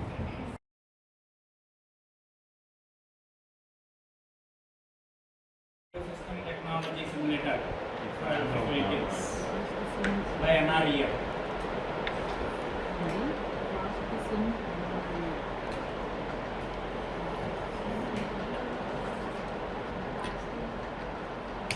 Fast Sim NRI.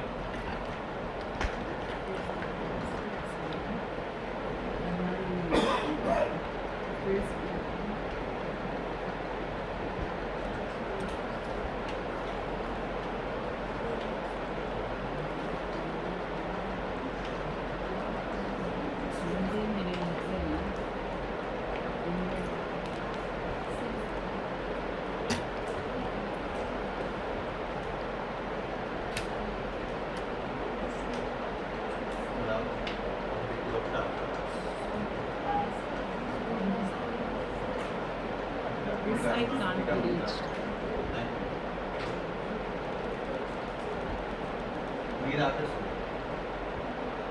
మీరు వస్తుందని internet అదే చూస్తుంది మీకు ఎలా వస్తుంది sir on చేయాలి on చేయాలి అదే అన్ని ఆన్ చేస్తున్నా కదా ప్రొసెసర్ చేయనా ఒకసారి కాదు అదే ఓపిక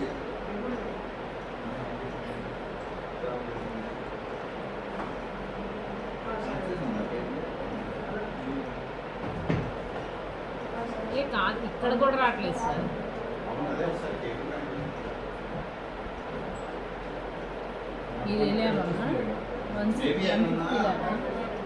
స్విచ్ ఉంటాయి మళ్ళీ చేసావా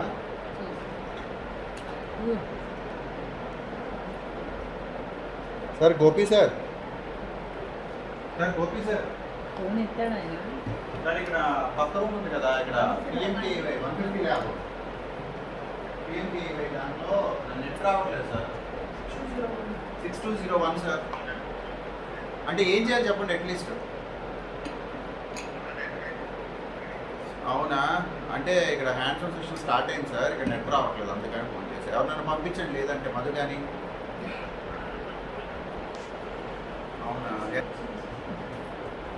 ఎందుకు పోయింది ఎందుకు వచ్చింది refresh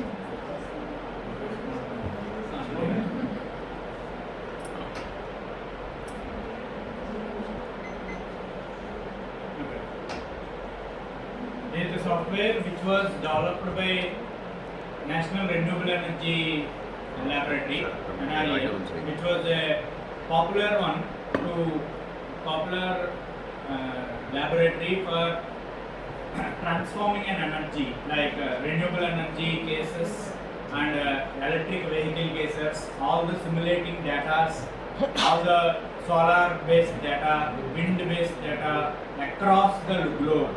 Whatever may be the data you want, you can download from this website, NREL website. They completely developed this for EV vehicles. Actually, this software is designed for two versions. One is Excel version and another one is Python version.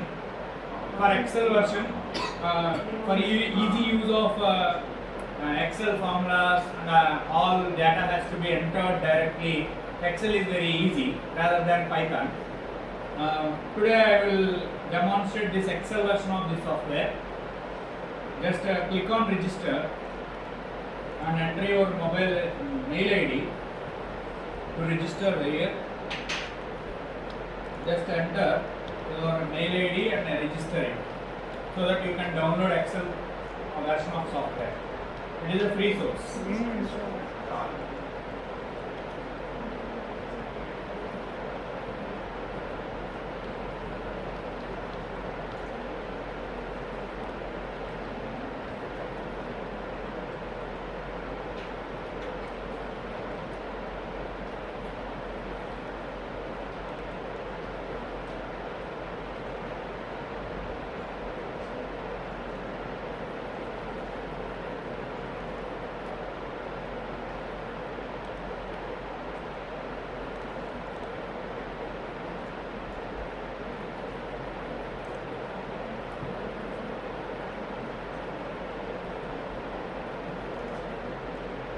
submit it, it will automatically download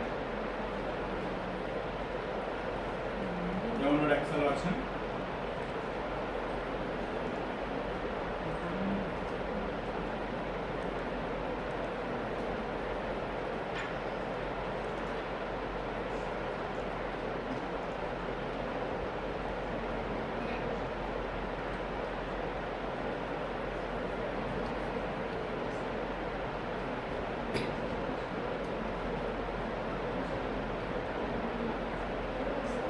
Okay, file was downloaded here. This is a downloaded version of the file.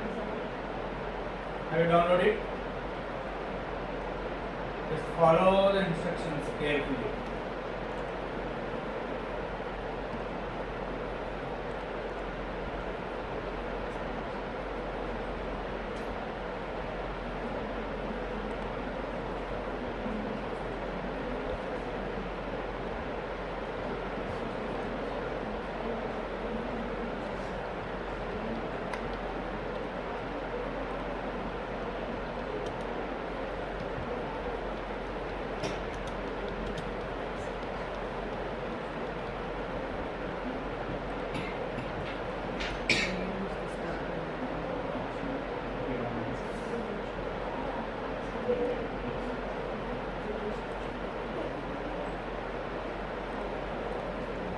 Download it. It takes too much of time. 1 hour left.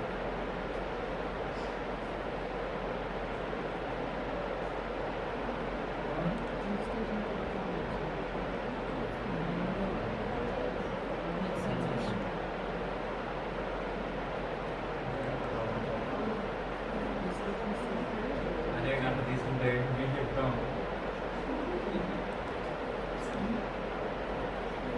Excel version.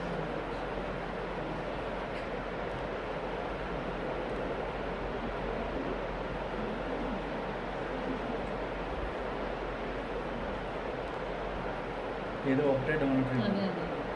మీతో cancel చేసాను. 1 hour left.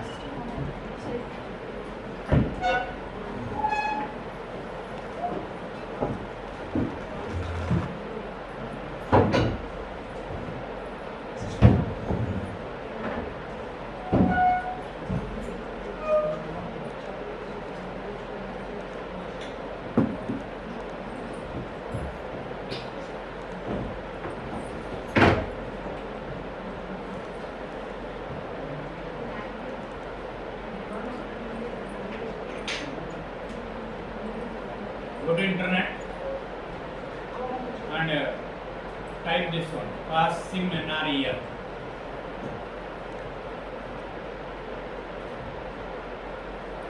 Pass sim NREL, you type in the Google browser. You are opening a simulation software like Future Automotive System Technology Simulator by NREL. Okay, just open it. By opening it, you need to register to download the software. You just click on register for an Excel version of software.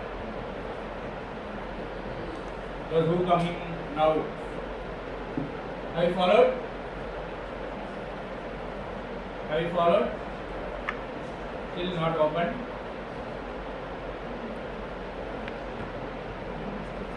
Just click on register and give your email ID, institute and student. Then you can able to download that Excel version of software. Next screen is this one. This is the first screen where you can type in Google browser FastSim NRI. Open the first link. This is the next screen where you need to register with your email ID, which was openly available, free source. And third screen is after registration, you need to download the Excel version. These are the steps.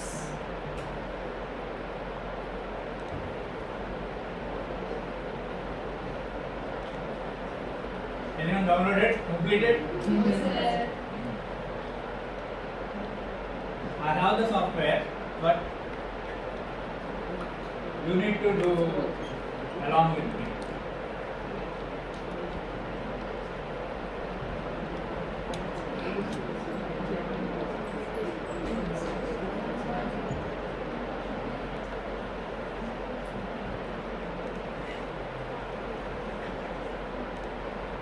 Will it take 40 minutes? At least you have time. And in my case, then I have time. 2 hours. 2 hours. Extend the agreement for next day also. For downloading of this.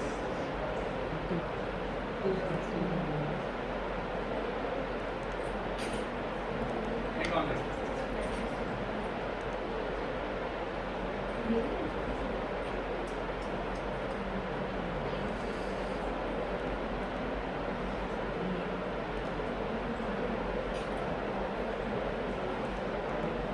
అది కూడా జరుగుతుంది.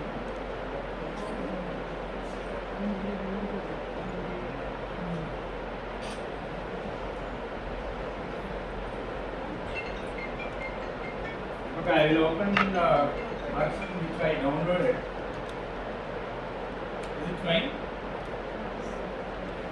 It was already downloaded by me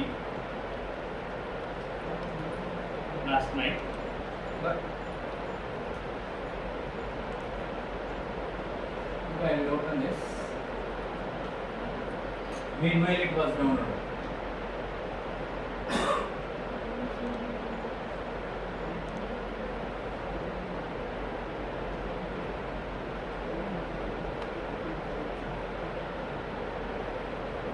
This is the software, which is an Excel version, where you have complete data of a particular vehicle. These are the various models which was already preloaded into this software.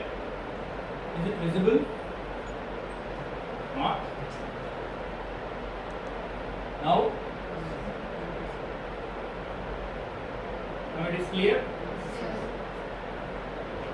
These are the various models from 2016 onwards till 2016 and 17. What are the various electric vehicles which are available in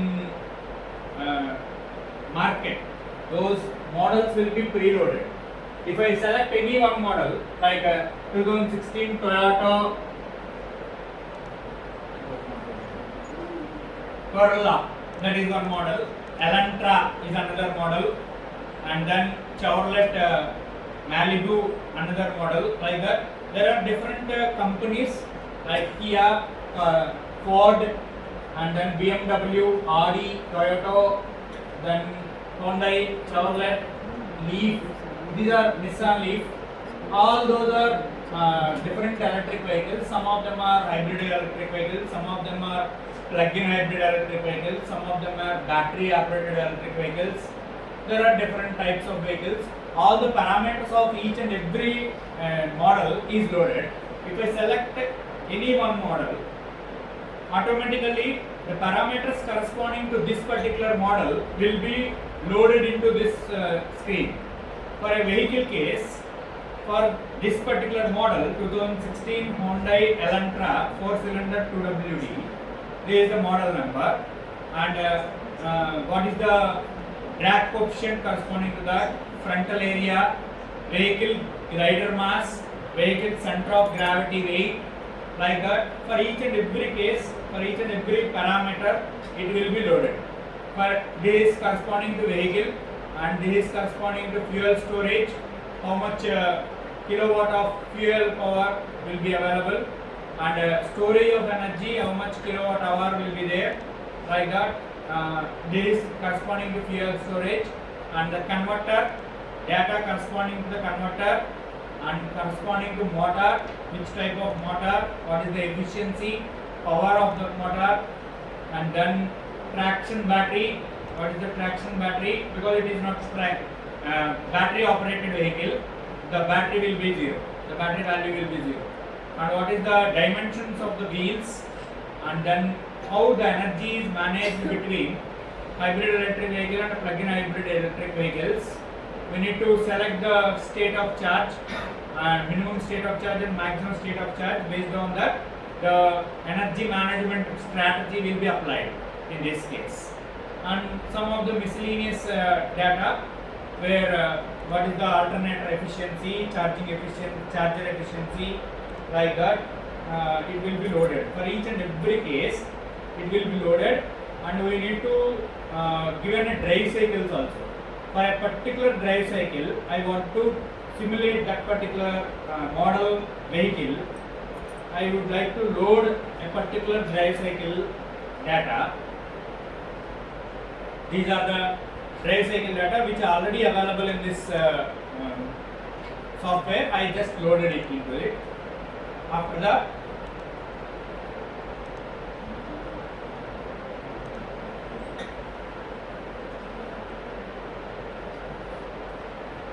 it is loading.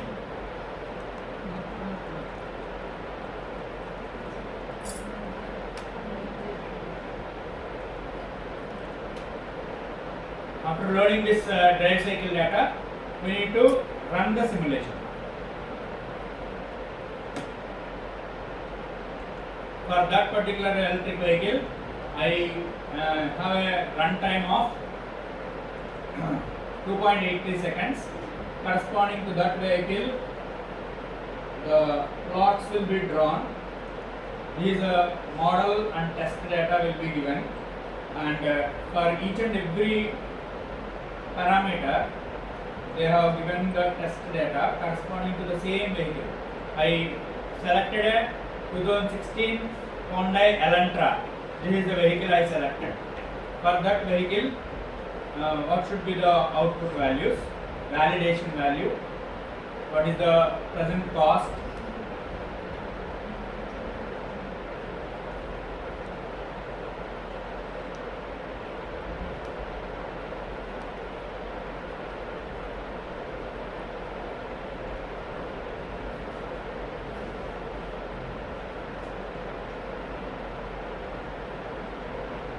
It was already running here, 85%, 90% like that. Model has to be run by using a simple Excel formulas only. The complete model will run based on the parameters and the mathematical formulas which are already loaded into the Excel sheet, rather than writing any program or any model design, whatever may be the case it is. You didn't have any problem of modeling a vehicle in all the aspects, like electrical aspects, mechanical aspects, and electromechanical cases. All should be modeled in general way. If you use any MATLAB Simulink model, MATLAB Simulink will also have a basic battery electrical vehicle model in examples. Okay, that has to be modeled by using a Simulink block diagram. But here we don't have any modeling scenario. Based on the complete loaded data, you need to simulate. For a particular drive cycle, I would like to simulate this particular vehicle. If you want your own data, your own electric vehicle, which is already operated by you in your home, that vehicle data will be available in your manufacturing sheet, specification sheet. That specification sheet, you can add that particular vehicle rather than all those vehicles which are preloaded into this software. You can add any one vehicle, whether it may be a two-wheeler vehicle or a four-wheeler vehicle, whatever may be the case it is. Manufacturer will give the specifications of each and everything. What is the capacity of a fuel tank, what is the capacity of a battery, what is the energy stored, state of charge, state of health, all will be given by the manufacturer. That manufacturer details will be entered by Excel sheet values, and if you load that Excel sheet, automatically the model, the complete model will be simulating that particular electric vehicle for a required drive cycle. Rather than giving a preloaded drive cycles, you can also include your own drive cycles. Drive cycles means, what is the drive cycle? Drive cycle means, I will show the data corresponding to drive cycle also. For this particular time period, what should be the mileage, what should be the distance travelled corresponding to that particular electric vehicle. Likewise, you can input your own data and simulate it dynamically. Clear? Based on that simulations, if you want to increase the performance, you can modify the parameters corresponding to this simulation of your own vehicle, and the same parameters, if you implement in hardware perspective also, you can improve the efficiency. That is also done. For one case, you simulate it in this session. Okay? It is loaded. For 12 threads, it is simulating. For each and every thread, it is simulating from 0 to 100%. Clear?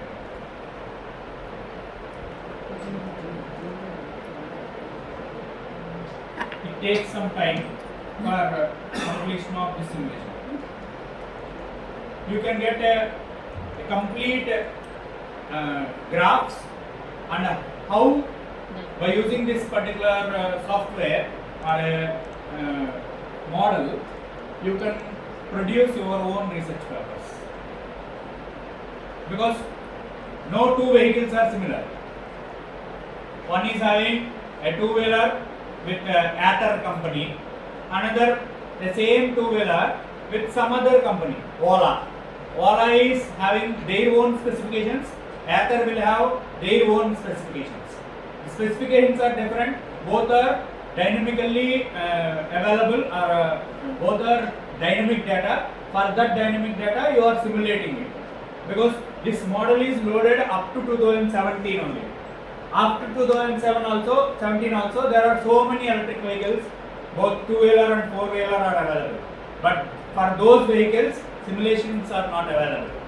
If you produce those simulations and performance of that particular simulation compared with the dynamic performance of your own electric vehicle, then you can produce papers in good reputed journals. Clear? I will show you the papers also. Recent publications of 2023, 2024. A simple work can be published by using this. Those who want to pursue their research in electric vehicle scenario, this is the starting step. They can have a data. So many are complaining that we don't have any data. We don't have any electric vehicle data for applying machine learning applications or deep learning applications. Only previous data will be available, and very limited data is available. In those situations, here in this model itself, in this Excel sheet itself, there are n number of models will be loaded. For each and every model, data set is also available. Take that data set, apply machine learning algorithm, predict any particular feature corresponding to that particular data, and you can produce your research. That is another perspective.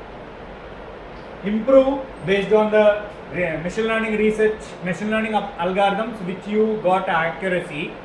Based on that, you improve the performance of that particular machine learning model by modifying the data, and the same parameters will be again modified in your hardware. Then you can get the complete scenario of hardware and software, combination of hardware and software simulations. Then you can view. Okay. This is again simulating. Internet is disconnected completely. Sir, need internet. That is my concern.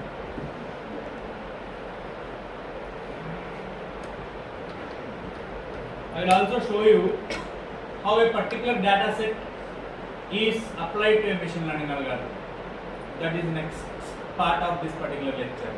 This is one part, how the data will be coming, and based on the data, how it will be simulated. And second case,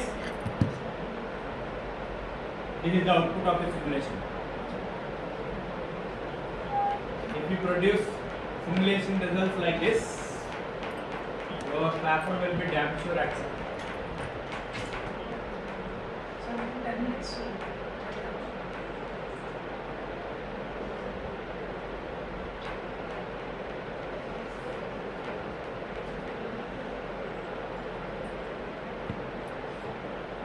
The software is only for electric vehicles, sir.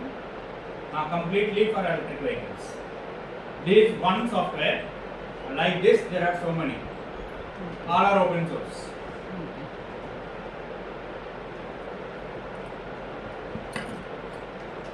For renewable energy also there are some softwares, open source, and for like solar, wind, by applying solar energy, wind energy for your own city. If I given a longitude and latitude of a particular city, let us suppose this is Vijayawada.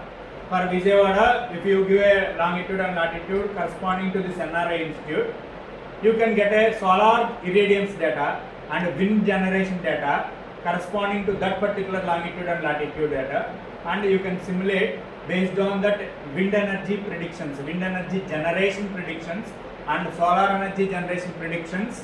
You can able to develop a microgrid. What should be the energy management strategy when we can able to take the energy from the renewable energy source so that you can meet the load corresponding to your college. Okay, your college load is, let us suppose, 1 megawatt. A complete college load will be 1 megawatt. I want to meet that particular load in a daytime. What should be the strategy? Whether solar is switching on and wind is switching on, grid is also synchronized with this.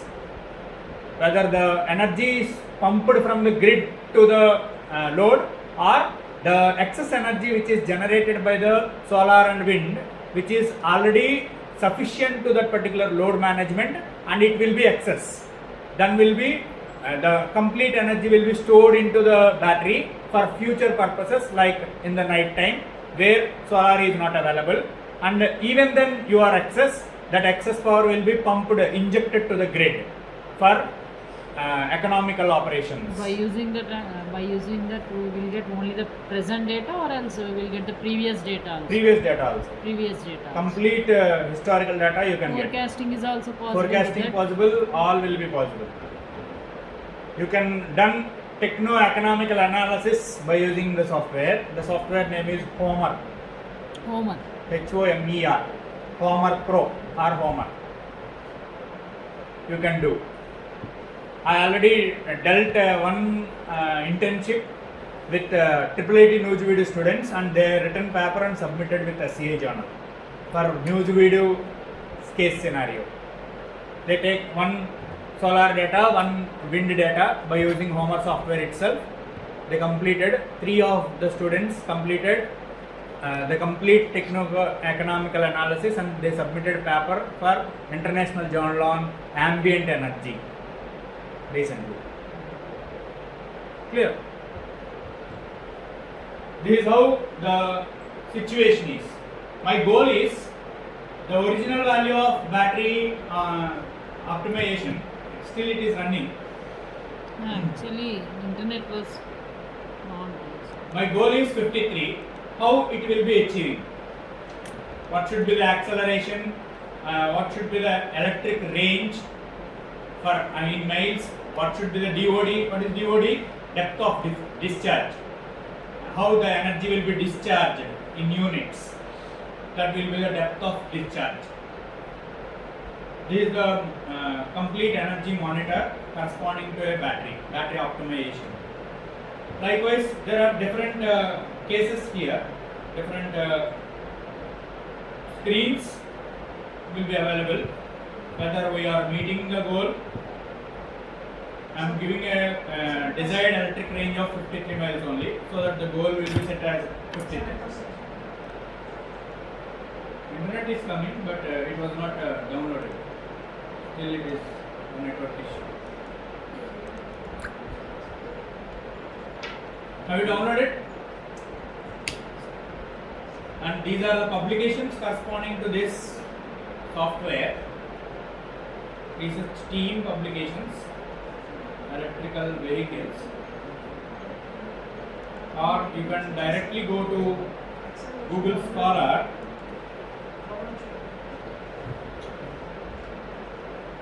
and type FastSim. You can get a recent publications.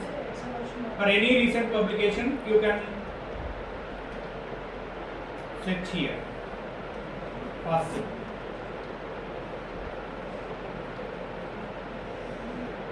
This is since 2024. Refining fast simulation using machine learning. They apply machine learning algorithm. They use this simulator fast sim.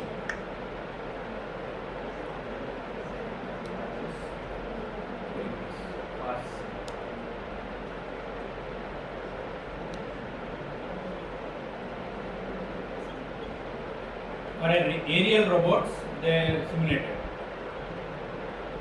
It is published in IEEE Transactions on Robotics and Automation.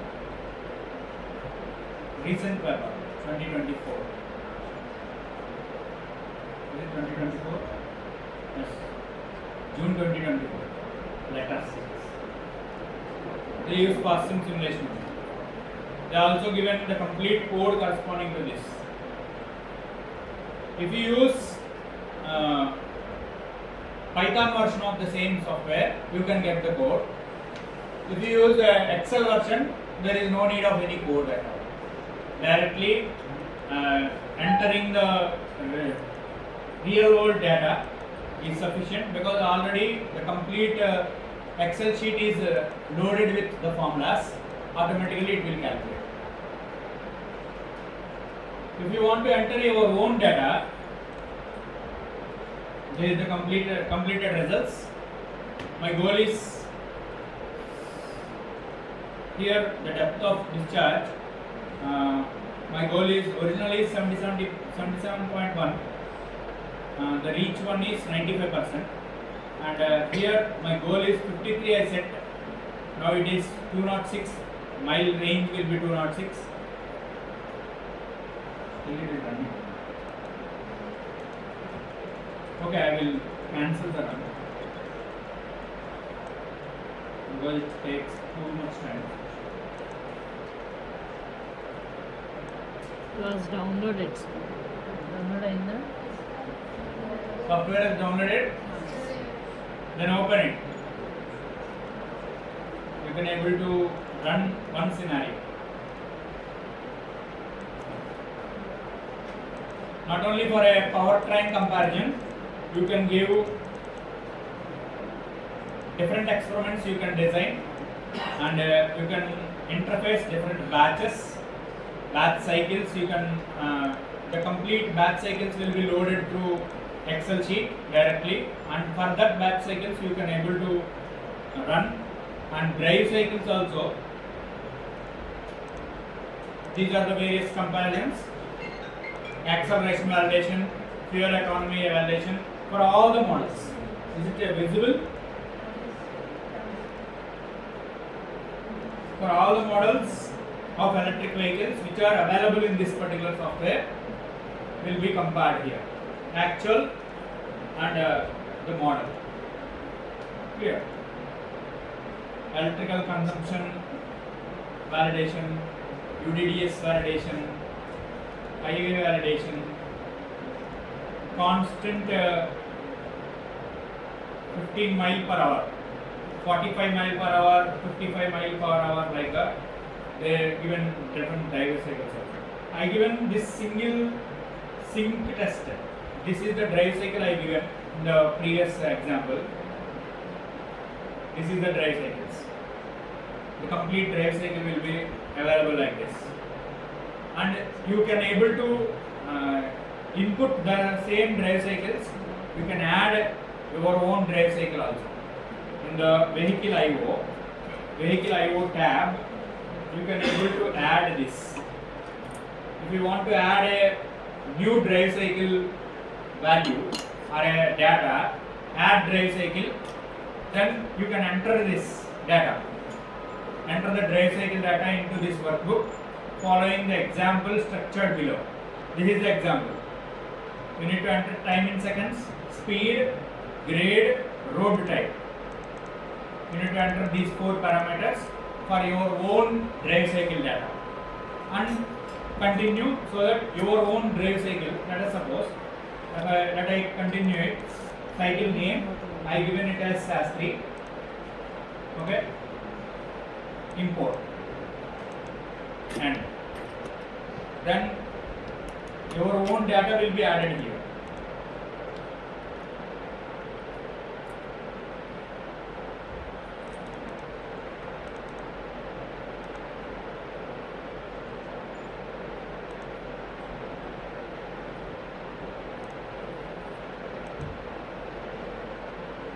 I didn't give any data.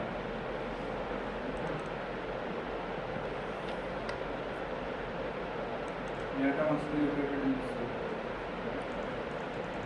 We need to import this.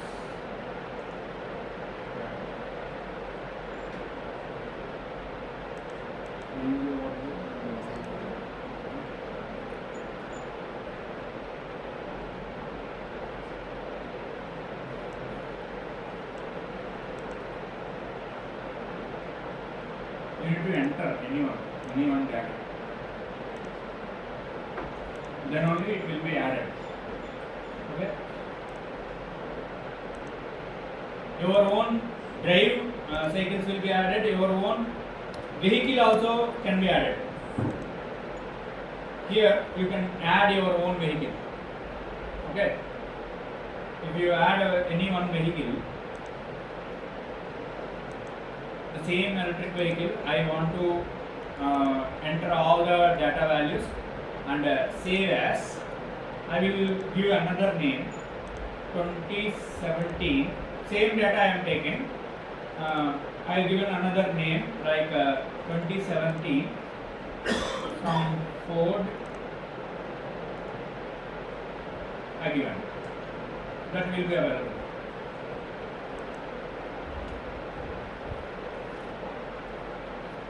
If I save it, that will be available. First you enter all the data which will be available in your specifications of the manufacturer. These complete specifications will be given by the manufacturer. Vehicle specifications will be given. Fuel storage specifications will be given.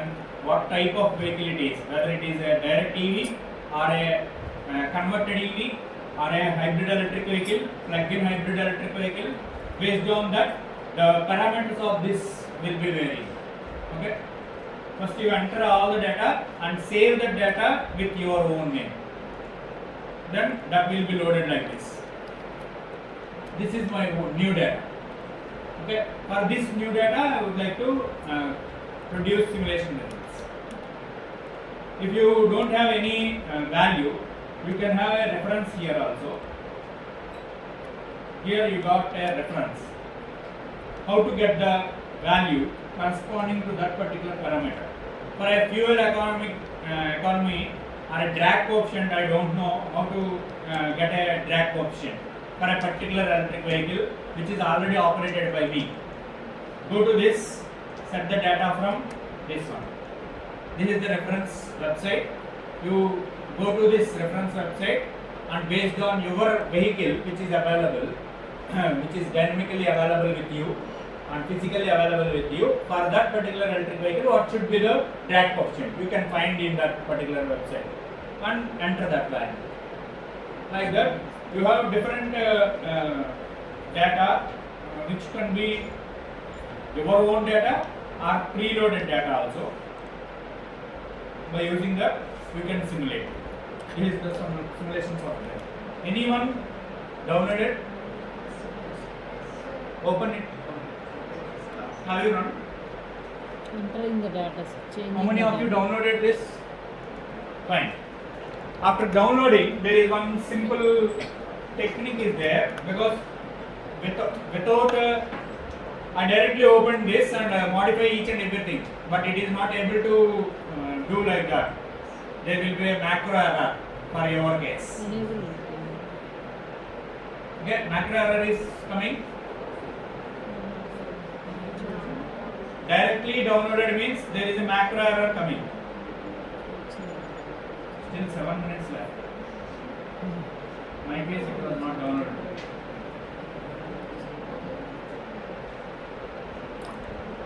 Newly downloaded, you have a tutorial also available. Tutorial video they are showing. Have you got the tutorial video?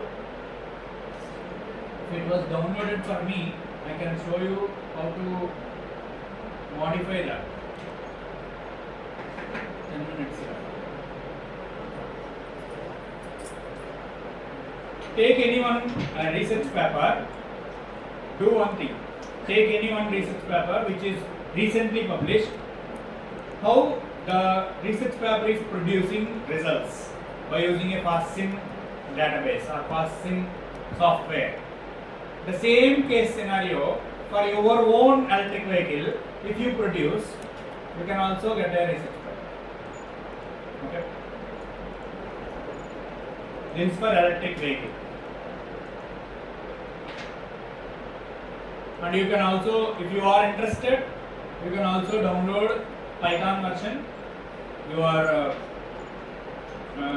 easy to code it very easily. All will be available, all the libraries will be available, how to enter each and every data, that is also available in this Python version also. It's very easy.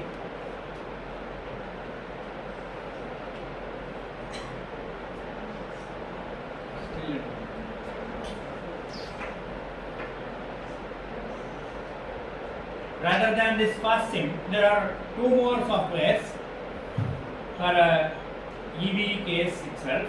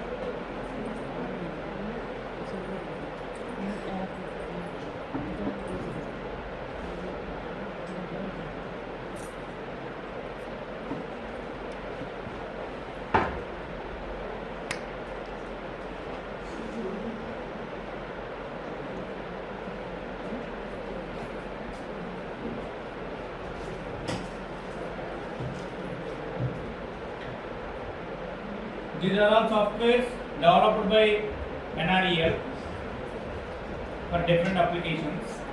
For building an electrical energy or efficiency analysis, there is one simulation software.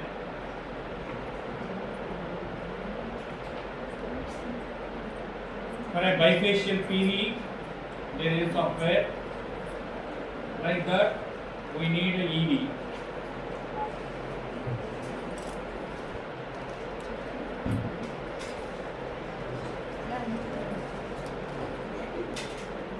For EV case,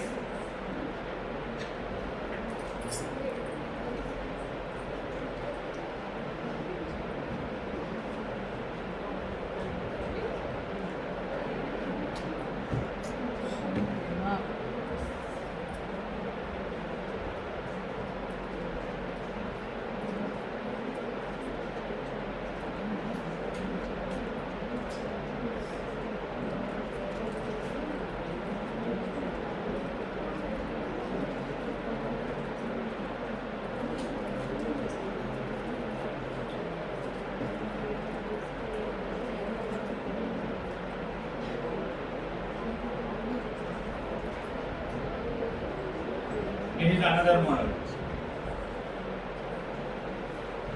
EVIX is another software.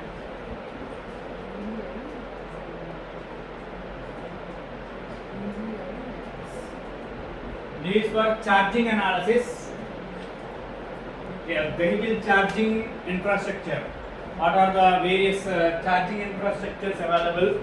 Charging stations, DC charging or AC chargings are available. Which region, which state it is available? Like that, it is analyzing the complete data. This is also a simple tool having different versions.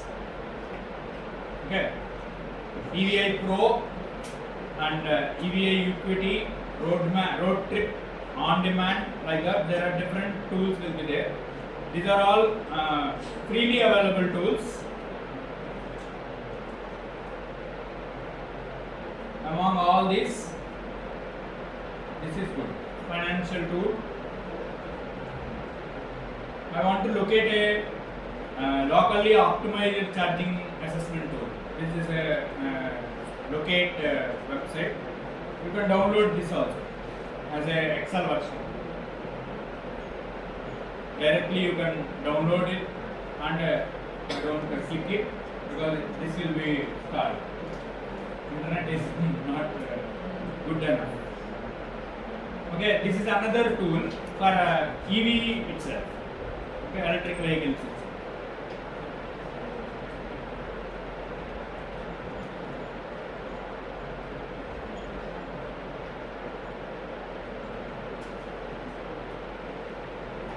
And there are different data available for EV in the same website.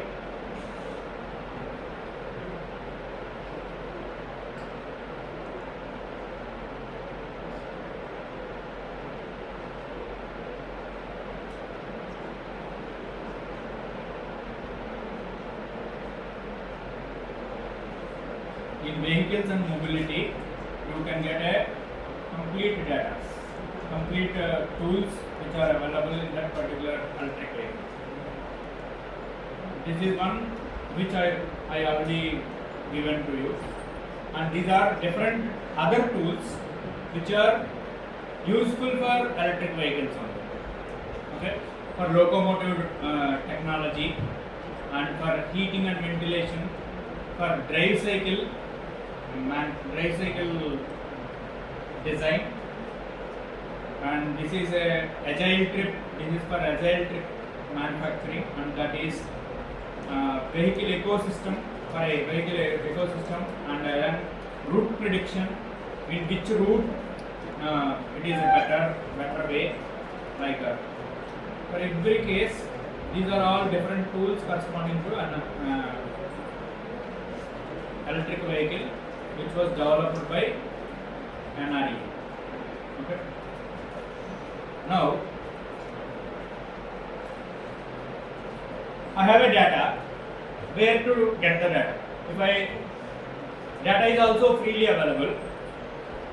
Do you know Kaggle? Kaggle.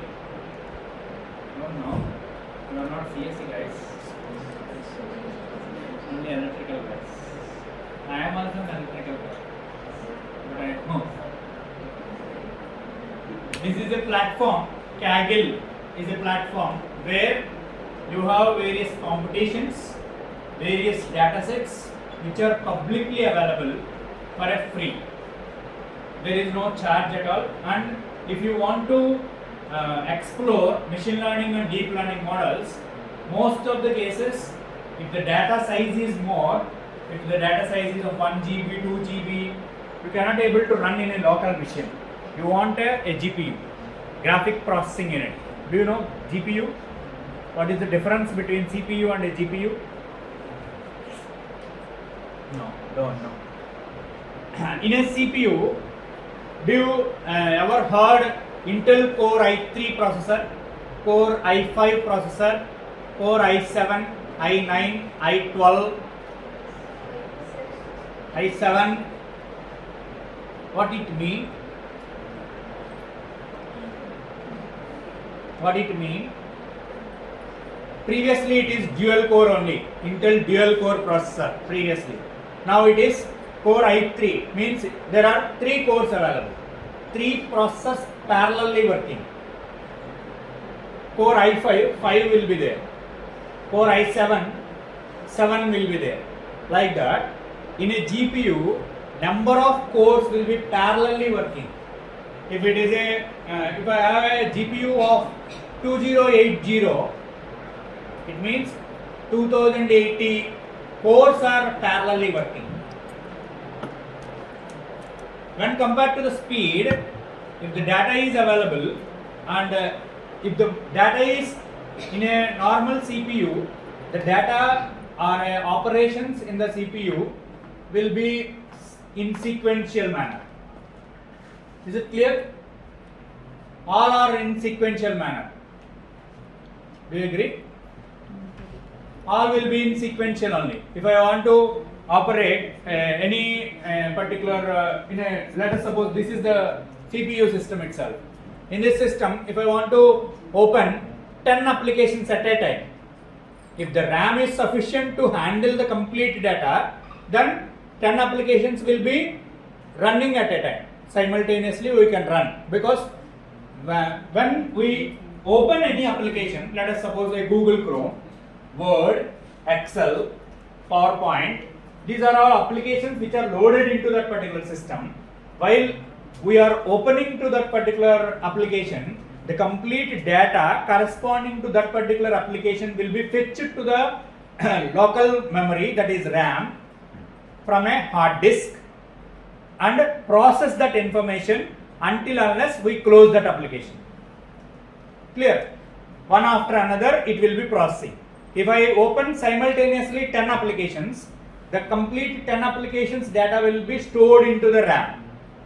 If the RAM size is more, then your parallel processing is very faster. Very fastly you can able to apply, or you can able to open number of operations, or parallelly number of applications can be worked together in a small system itself. But for a larger data, I have a EV data for 10 years.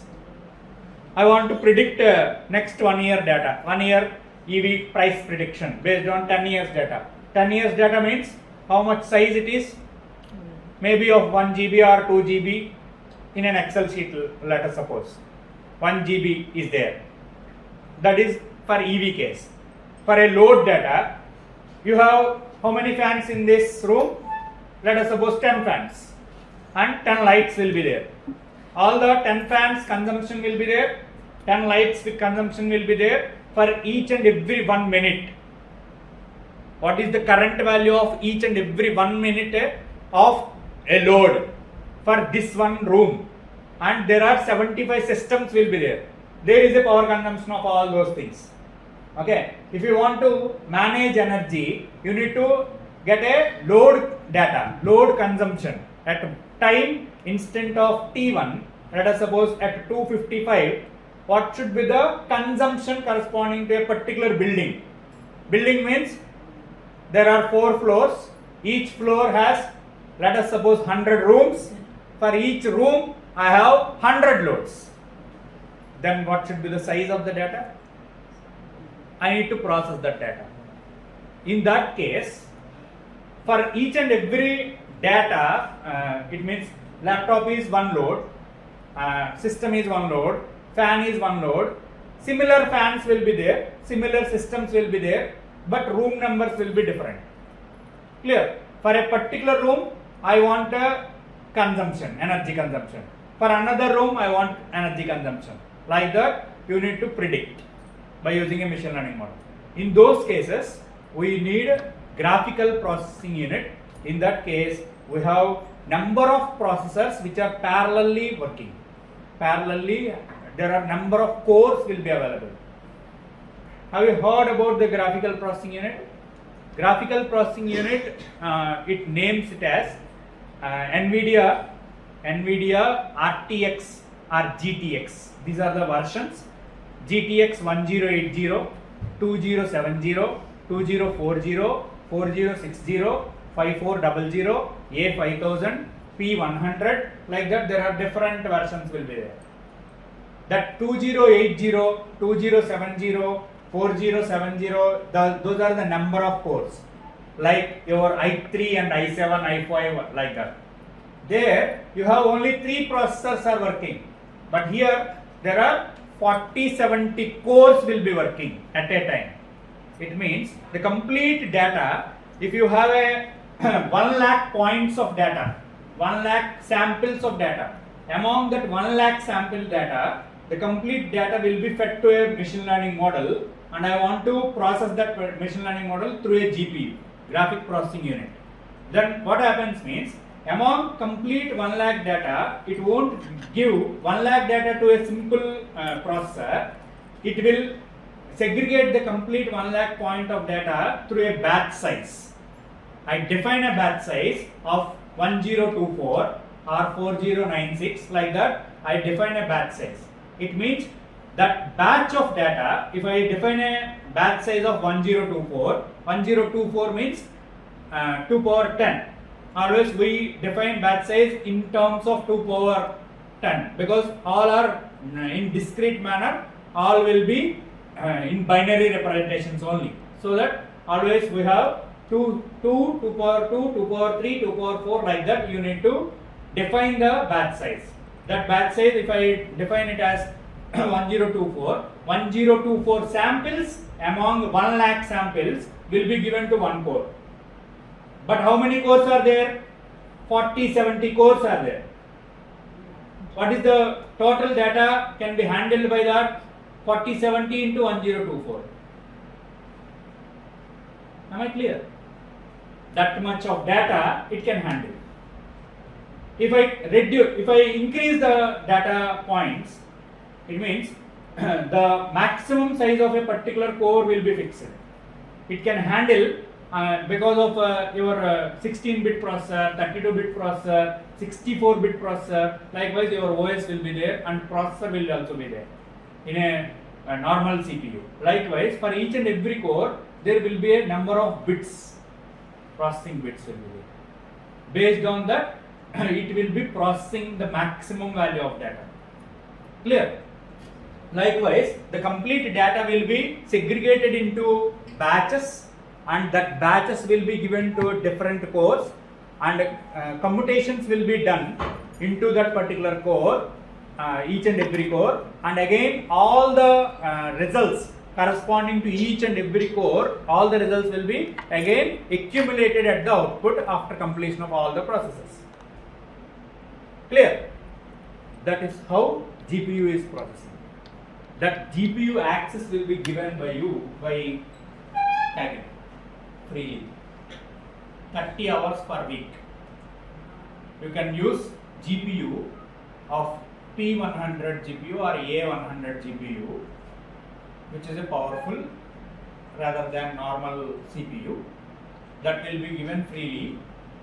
And there is another environment called Collaboratory. That is a Google. Collab. This is a Google platform where it is also giving a GPU. You can run Python based machine learning models using GPU in these two environments. Kaggle is one environment, another one is Colab. But Colab is a server based system.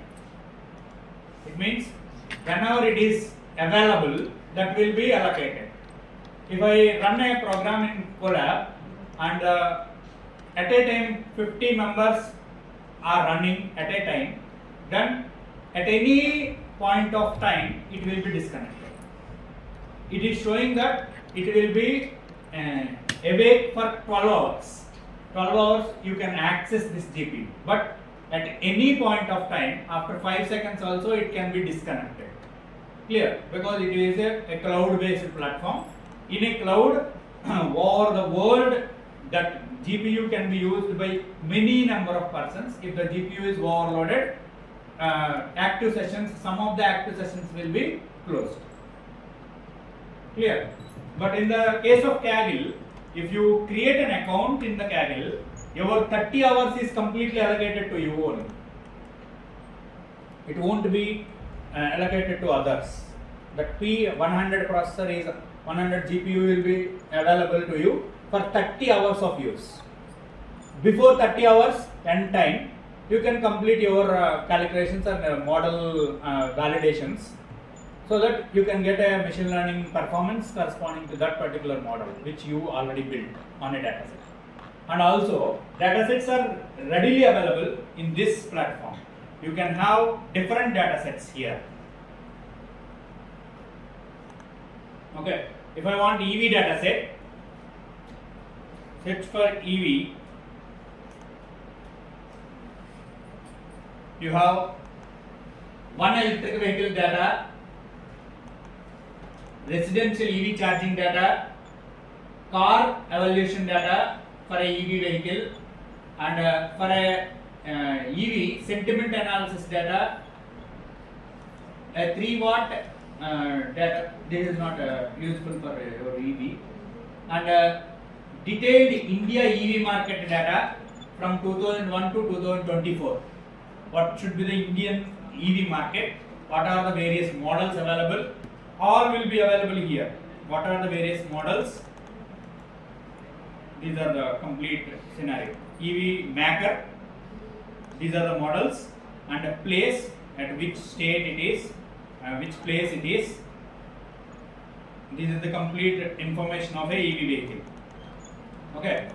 What is the size of this data? 2 KB only. Okay, because EV is very less when compared to normal vehicles. By using this data, you can run. For the same data, you can also able to get a code which is already developed by the researchers and submitted to the Kaggle platform.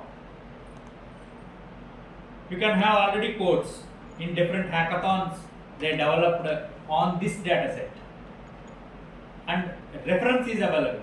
Based on this reference, first you run that particular reference model, observe the performance which you got and what are the performance metrics which they got. If you got the same values and modify the same model, you can get a different performance and increased performance corresponding to that. You can able to publish your work. Readily available data. Data is available, code is available readily by you, by the Kaggle environment. Directly run the code and implement your own code in that. Let us suppose I am taking EV market analysis prediction. Code is readily available using R language here. If you are aware of R language, you can run this. Because if you don't aware of R language, you don't know how to eradicate the errors. While errors are producing by this code, how to mitigate the errors, you don't know. If you don't know about the language, R language. There are some cases of internet is again problem.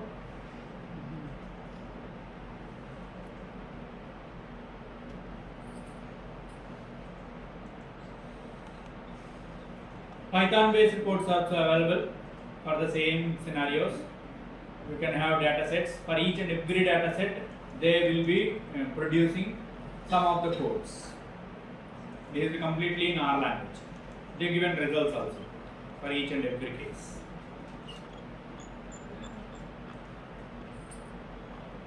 Nicely they return the code, results will be given. Modify any one loss function. If you modify, that is your novel contribution to increase the performance of a particular machine learning model. Here, any one loss function or any optimizer we are adding multiple loss functions, that is your novelty.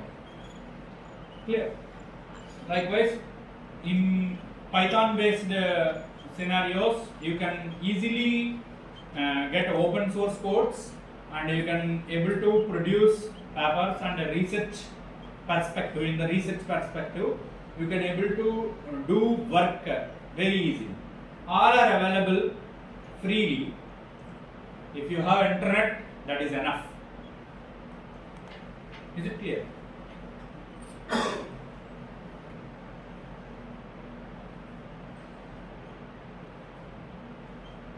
If you have internet, do one thing. Any one EV prediction data set, take one EV prediction data set here, EV range prediction.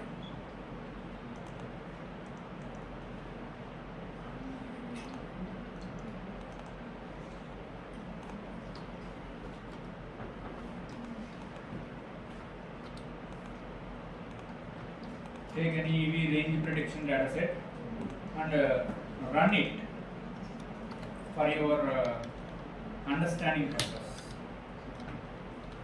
Just run the data using a Kaggle environment.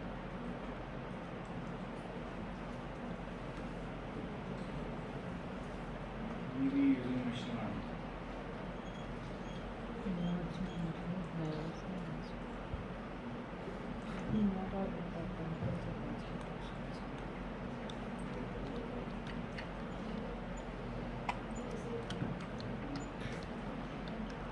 This is one of the data connecting charging data set.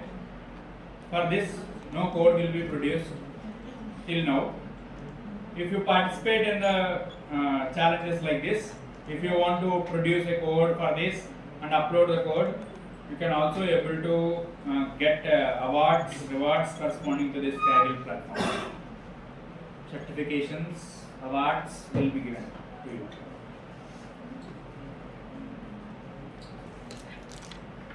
Take any one data. I have one range prediction data set. This is all I got. These are various notebook files where code is available and the data is also available.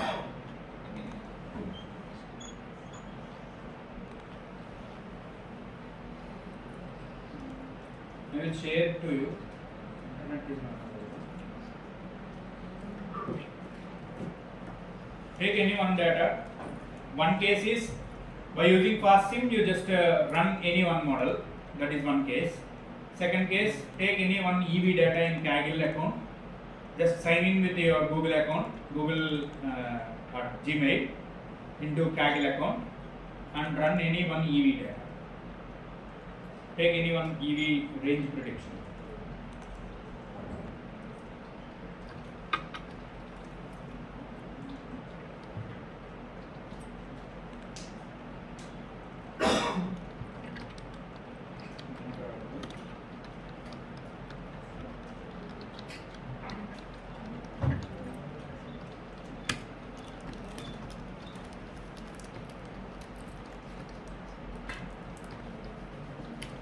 Do one data set. If you have any doubts and while running, if there are any challenges or errors, I will guide you in that scenario.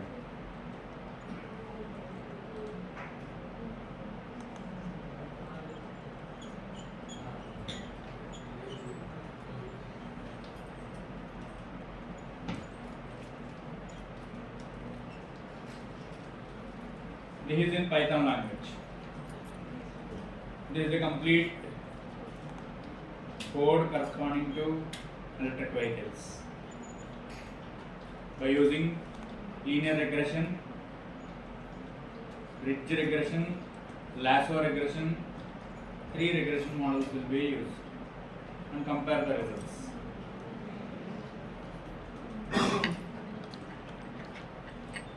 Just click on copy and edit. It will be opening a notebook in the editor page. Just follow these instructions and you can select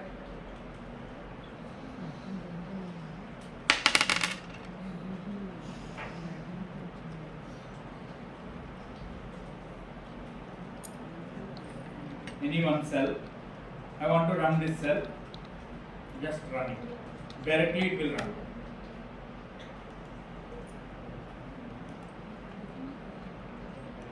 Without the need of any GPU. It is directly loading the data from the Kaggle environment itself and run the complete case. Clear? To take this example and run it. This is one example and another one is fasting. Still it is macro-based. Okay, in fasting, after completion of this download, right click this, go to properties. Here check the unblock case. Unblock and apply. Okay. Then you can open. That will be in editable format now. All the macros will be disabled and that will be in editable format. Like this. Okay. Here one case and another, there one case you first run and see the results for each and every case.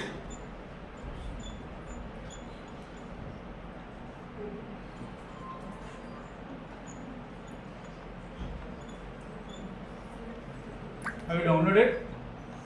Then open it and run for any one vehicle, which is one model.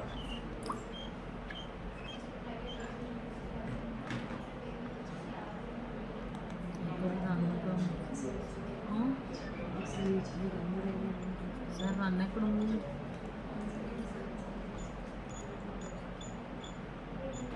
If you face any difficulty, you just ask me.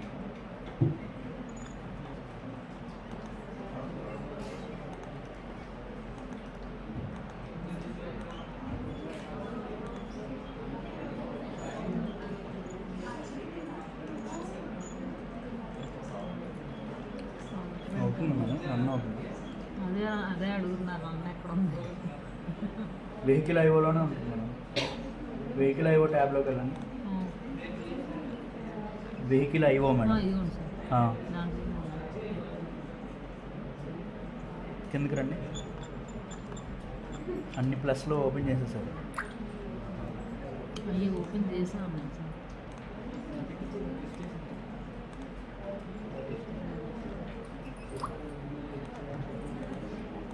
మిస్లెన్స్ పైన ఉంటుంది, ఇక్కడే ఉంటుంది run option. ఇంకా పైకి వెళ్ళండి. Macro disable చేయలేదు madam మీరు. Security risk చూపిస్తుంది. క్లోజ్ చేసేసి అది ఎక్కడైతే డౌన్లోడ్ అయిందో ఆ డౌన్లోడ్ దగ్గరికి వెళ్ళి మ్యాక్రో డిజేబుల్ చేయండి. రైట్ క్లిక్ చేసి అన్బ్లాక్ చేయండి.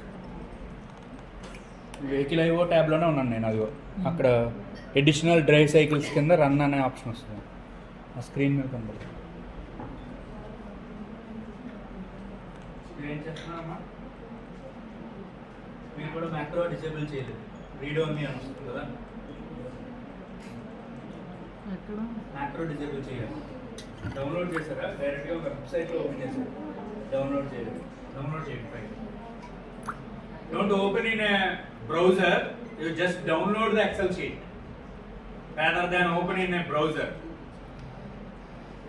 There is a security risk warning will be there at the top, such that you are not disabling the macro. You need to enable the macro by checking this box. See, this one I downloaded. Right click this, then there will be unblock here.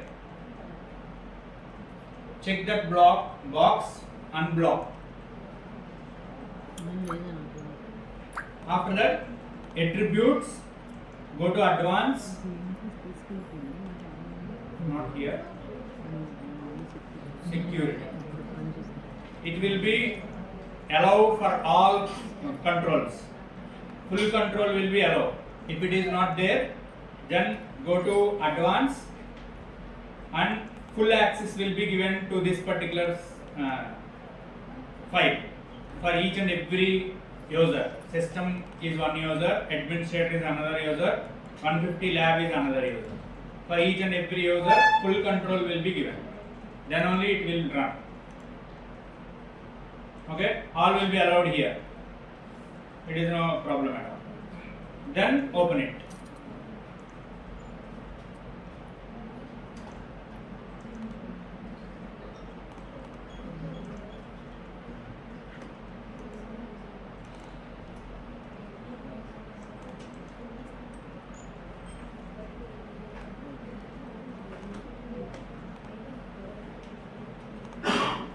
Takes time to load.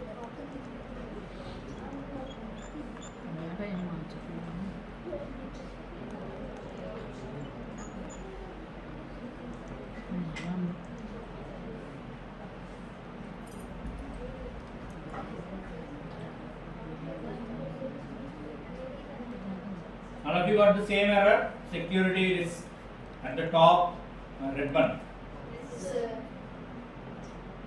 For me, it is not there. You just check unblock by going into the properties of a downloaded file without opening it.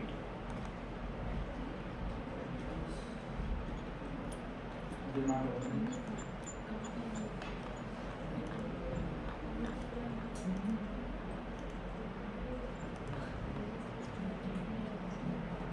Specifications.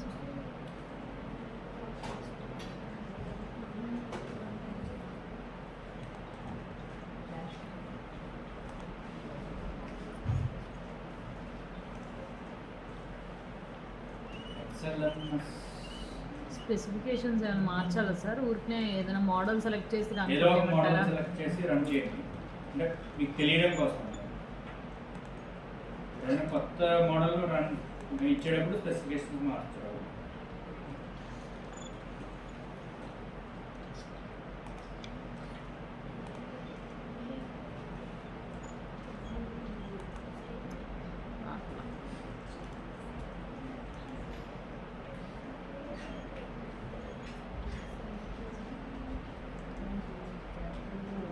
Security risk warning is not coming to me. Okay, then you can able to run. Select any one model. Automatically for that particular model, all the parameters will be loaded. You can able to see that parameters here and click on select any one drive cycle. For that drive cycle, you need to run.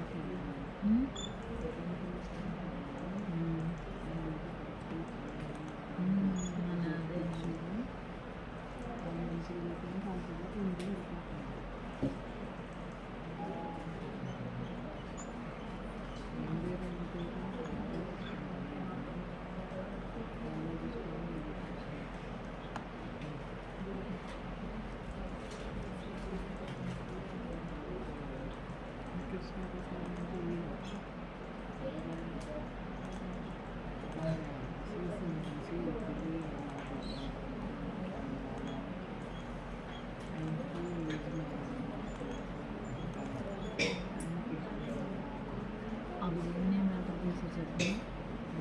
Selections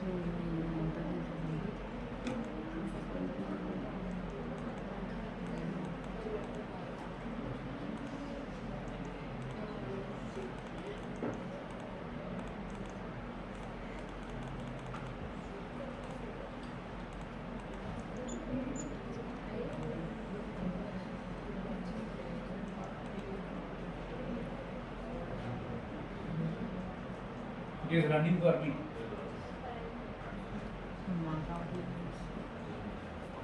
additional drive సైకిల్స్లో ఏదో ఒకటి select చేసి Any one drive cycle you select. Add sir. Add. Not add, man. Add is for new drive cycle. You just click on that arrow.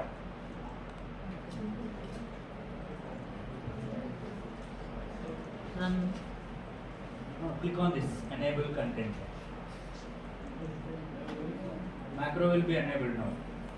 Now there will be 10-minute tutorial open. What should be the model? What should be this Excel sheet will be? You can begin for 10 minutes. How I explain, they will explain. And then you can able to run. Is it downloaded? Are you downloaded? అక్కడ arrow marks ఉన్నాయి కదా, ఆ arrow మార్క్స్లో అటు side arrow కొట్టు. Opening. Macro will be disabled. Right click on this. Properties. Go to properties. Envelope will be selected. Okay. అవి నాకు ఇంకా run అవ్వదు. Please check that read only. Read only mode. Sir ఏంటమ్మా మాట్లాడడం చేస్తాను ఉంది.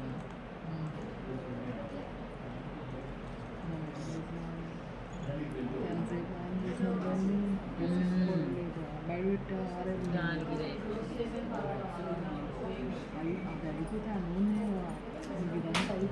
అంతేగా.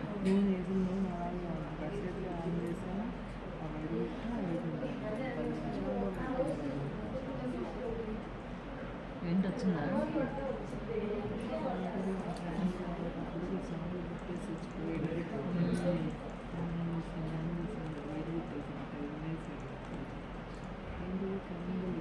Microsoft 365. Right click on this. Right click on the same software. Right click. Open with.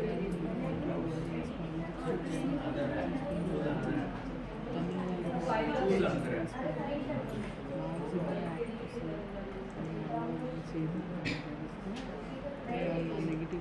Right click. Open with.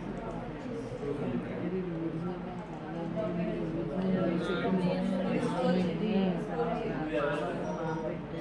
పెడితే కలర్ పోతుంది, కలర్ ప్లాస్టిక్ మా ఊరు పెంచేశానంట song. నేను రాత్రి తీసుకొచ్చారు, పెన్ తీసుకోండి. నా కూడా ఆయన కూడా అని చెప్పి తీసుకున్నాను. అందులో ఏమో అంటే ఎందుకంతా అసలు మనకి అంటే అన్నీ అలాగే అంటారు. వేసుకున్నప్పుడు వేసుకో, స్నానానికి వెళ్ళినప్పుడు తీసేయాలి. Some of the systems your Excel is not opening. Why? In some of the systems Excel is not opening. There will be an error in Excel.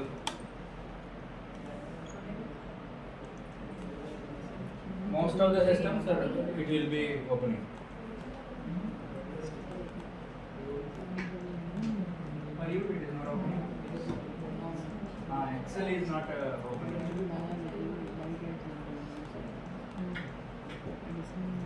maybe that software, Excel software.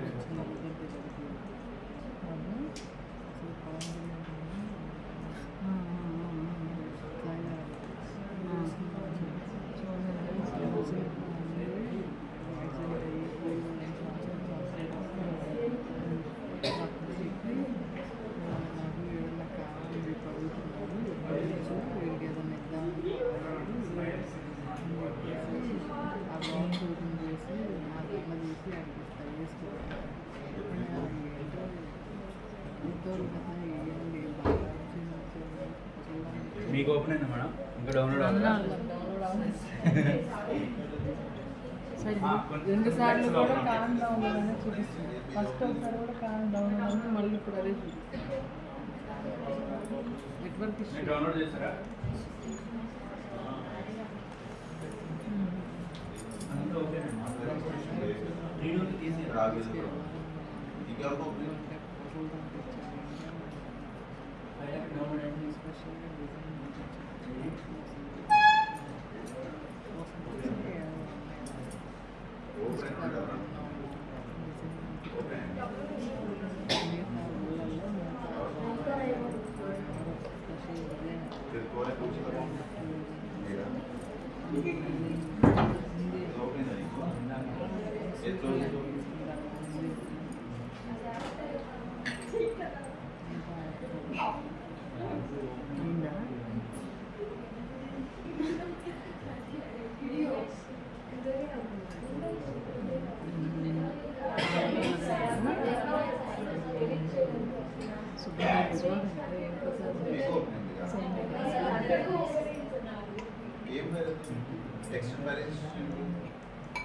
Extension ఏంటి? మీకు file extension ఏంటంటున్నారు? File extension అదేనా? తెలిసిన భాష మాట్లాడమను. File extension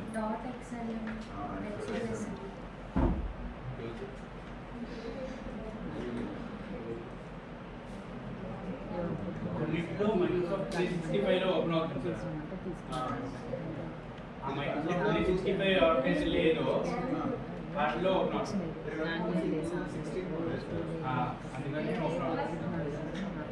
మిగతా అన్ని systems లో Microsoft 365 లో open అవుతుంది. యాక్చువల్గా ప్రీవియస్ వర్షన్స్ .xls ఉంటుంది, XLSM ఉండదు. ఏ దాంట్లో అయితే మైక్రోసాఫ్ట్ 365 ఉందో దాంట్లో ఓపెన్ అవుతుంది. 2016 వీళ్ళకి కూడా ఓపెన్ అయింది కదా? ఓపెన్ అయిన వాళ్ళందరూ లేటెస్ట్ సార్. 365 లో ఆ ఫీచర్ ఉంది. వీళ్ళందరూ దాంట్లో మళ్ళీ డౌన్లోడ్ చేయాలంటే కష్టం. సర్లేదు ఓపెన్ చూద్దాం.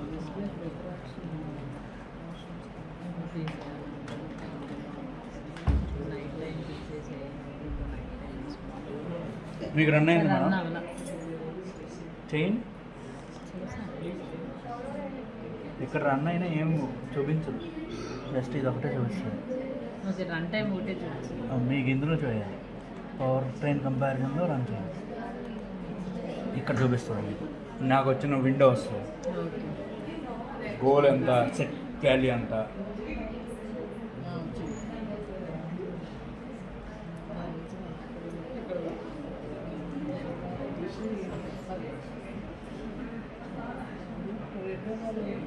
Those who didn't have feature of Excel, go for Kaggle and run the Python program for EV dataset, range prediction.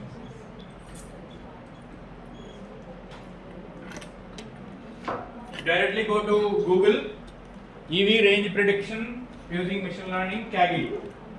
Directly you have the dataset and Python code also.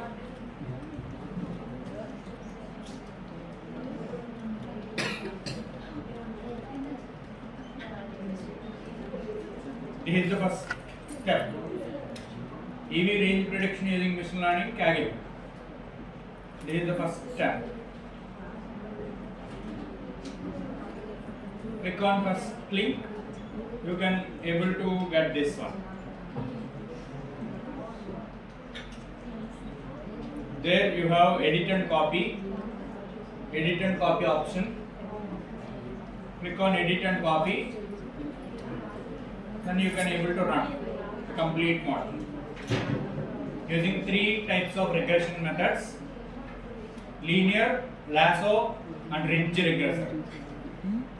Finally, the outputs will be shown like this. Outputs are not shown here.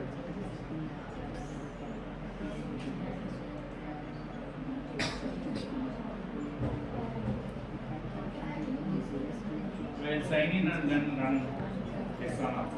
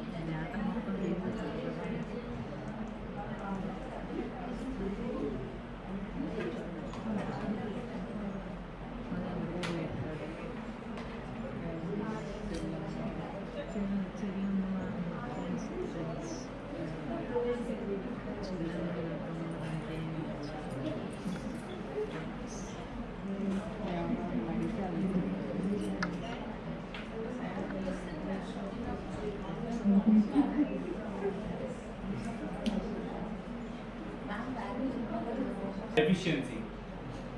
Likewise, for any feature you can able to predict by using any one feature among the data set.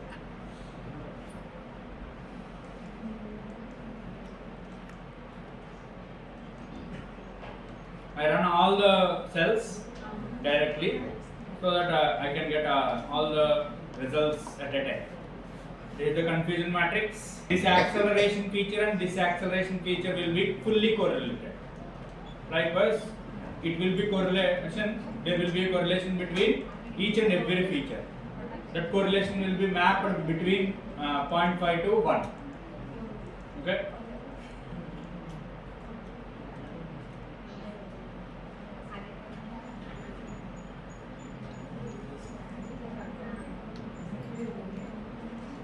All the regression models will be run and get the results for R2 score and MSE, MAE, RMSE.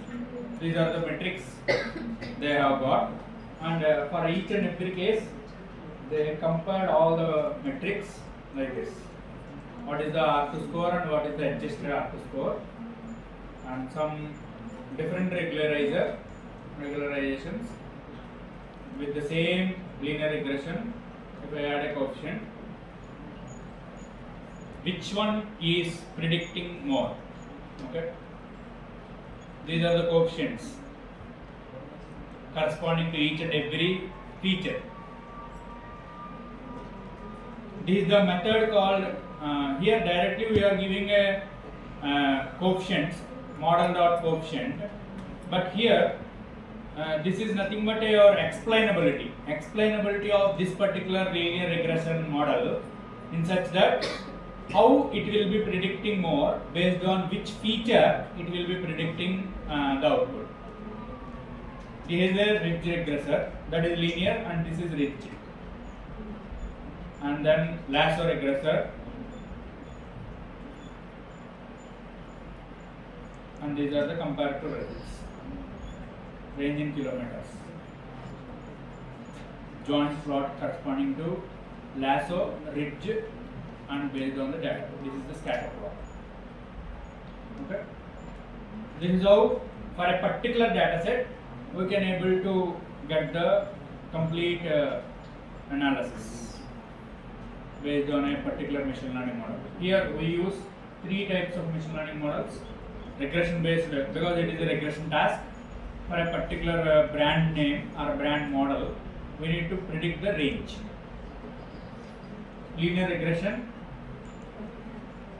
ridge regression and lasso regression will be calculated. All will be run without any errors. After completion of this, you can able to get different data sets and different data. You can able to implement various machine learning models by combining any 2 of these machine learning models as an ensemble model, and you can able to produce results. All are freely available, open source. Here I am giving a test size of 20% only, so that my output will be, R2 score will be, in this case, what is the R2 score here? The value will be, But we can't publish a paper by using this.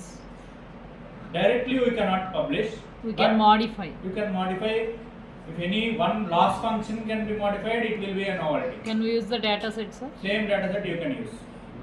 Okay. Same data set you can use, With and you different can mention models. the reference of that particular data set as a Kaggle itself. Okay. That is fine, because it is openly available. Okay.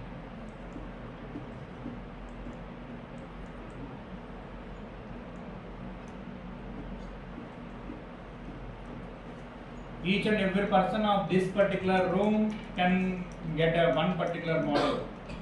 With same Yeah, data with set, the we same can data run set. with different And models. different projects you can get.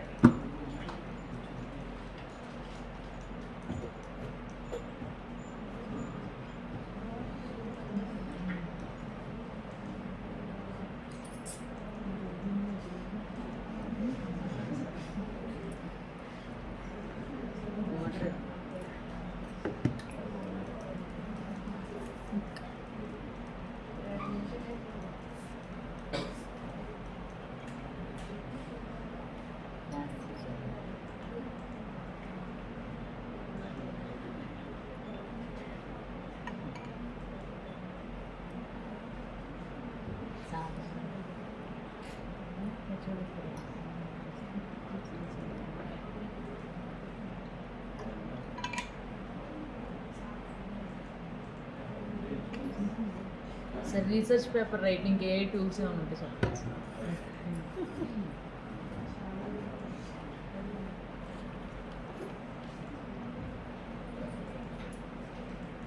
Paper అయిపోయింది abstract ఇలా AI tools మన topic There are so many, ma'am. AI tools are there, but the main problem is nowadays Plagiarism. there is a along with plagiarism, journals are looking for a less AI content. Okay. In Turnitin is one of the software where plagiarism should be verified.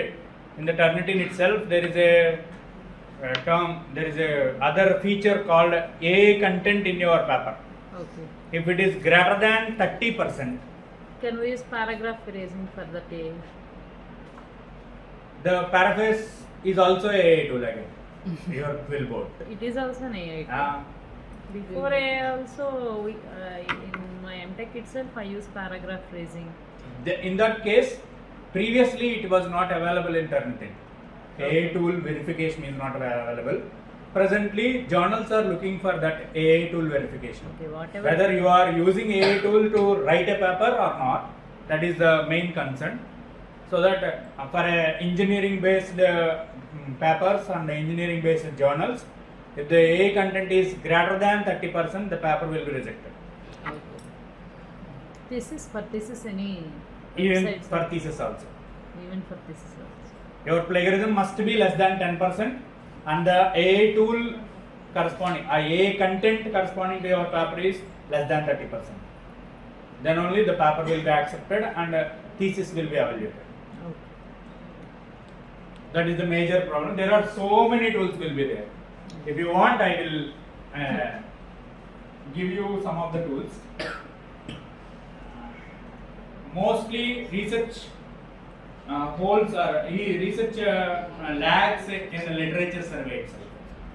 If you want to do a literature survey for a particular, let us suppose take a EV page. I want to write a paper on EV data set. I have a EV data set.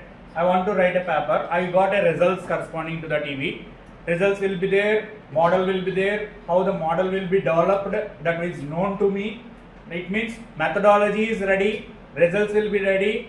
For results, discussion you can write based on the results, and graphs will be there. Most 75% of the paper is completed. Only 25% is introduction and literature survey. There, where to identify research papers corresponding to that particular area, EV, and if you identify 10 to 20 papers, you need to read 10 papers again, line to line, and you need to identify what is the crux of that particular paper in a single paragraph. That is difficult. There, most of the research is lagging, and that literature survey is not enough for research cases. For that, the good tool is అదే నాకు ఉపయోగపడింది. ఆహా, okay.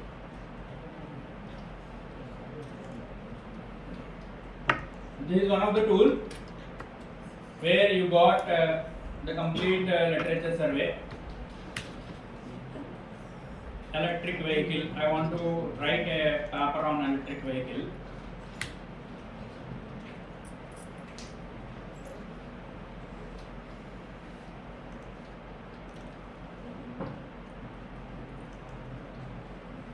It will give the top 10 papers which is already published in electric vehicle scenario, and what are the various insights in that particular paper.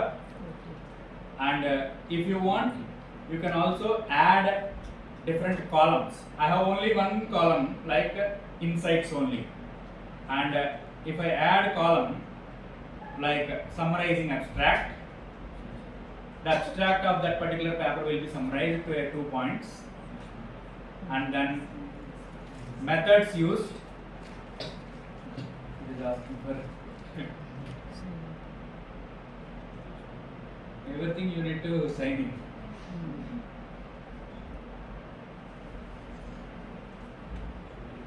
Methods used. What are the methods they are used? And is there any findings or research gaps corresponding to that? And future research, which is mentioned in that particular paper. You can directly take this if you have a for first 5 papers they given a summarized value, summarized content like this. What should be the environmental effect, what should be the technological enhancement, advancement, infrastructural challenges, all will be summarized for first 5 papers. For first 10 papers they given as a table. Okay, you can directly Can we download those papers, sir? You can download. Okay. You can directly download this paper. Whether it may be IEEE or SCA. That is based on your subscription content, sir. Content, ma'am. This is if it is a not freely opened paper, you need to request that PDF. This is a freely open paper, open access paper. Okay. That you can download directly. You can have a filters like different. If you have a subscription mode corresponding to this website, it is premium cost 700 per month. Okay.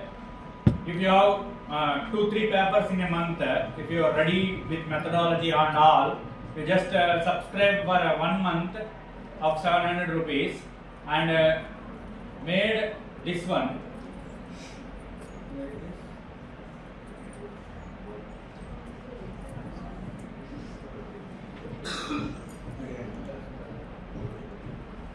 You can directly export this Excel sheet. Excel file you can export by using a premium version.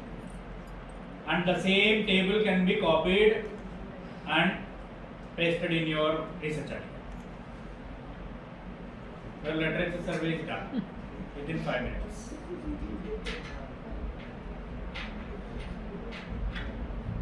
Now remaining 25% is completed. Your paper is ready.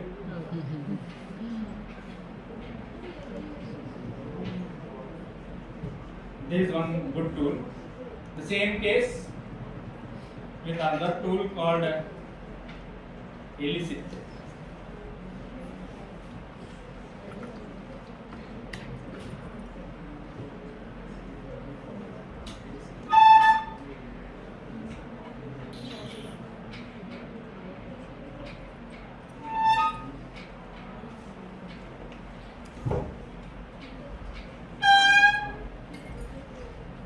This is also doing the same tool. EV with ensemble technique. Same tool. Different papers, abstract summary. You can add different rows. Different manage columns. You can add a methodology column. You can add a limitations column. Like that, you can add. All these papers will be directly. You can also export this. Export as by upgrading to a plus. Same thing. Both are useful for literature survey mostly. At the starting stage of your research, this is very useful. If you want, it is giving only for 10 papers. If you want for some more papers, you can also load more papers. Then 20 papers it will do. Based on this literature survey, you can able to find the limitations and research gaps of that particular area papers and finalize your objectives also at the initial stage. You can load any number of papers.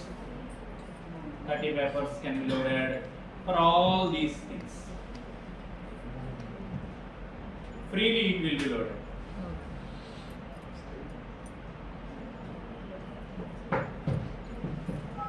This is one good tool for research.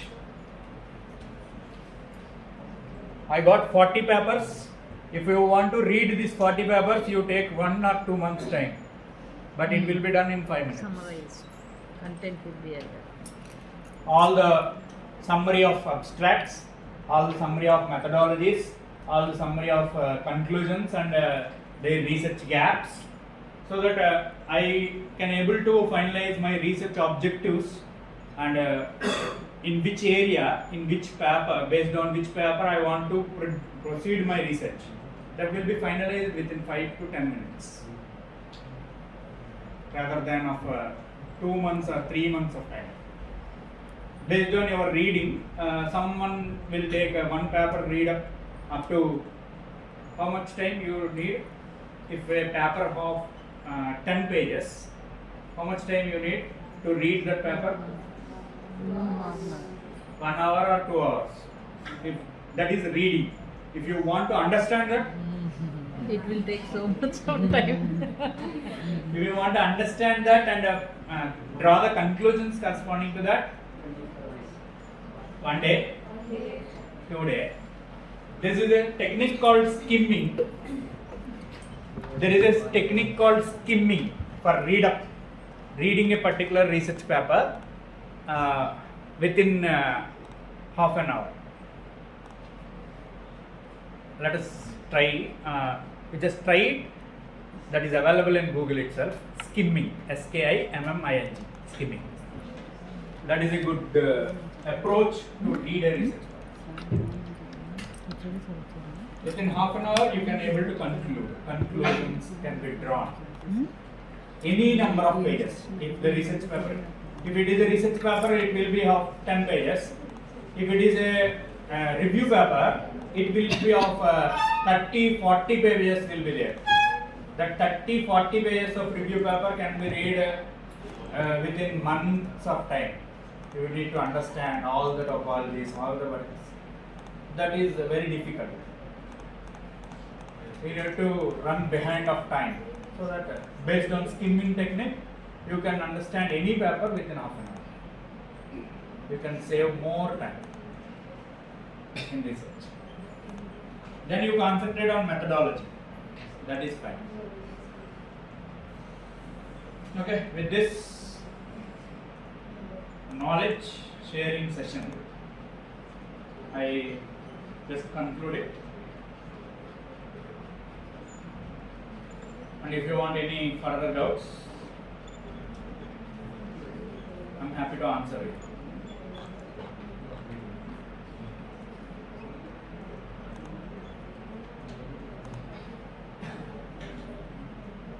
Do you have any doubts? No doubts.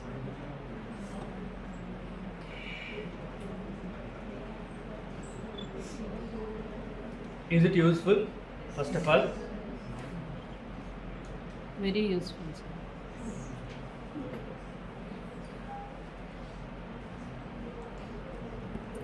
if you want to further connect me to assist you in writing a paper or publishing a paper, I am very much happy after this workshop, after this FDP also. If any student want to work in this area and connect me, please connect me, sir. Those who really want to work as a batch or anything, I will help you in publishing a paper. Fine? Thank you.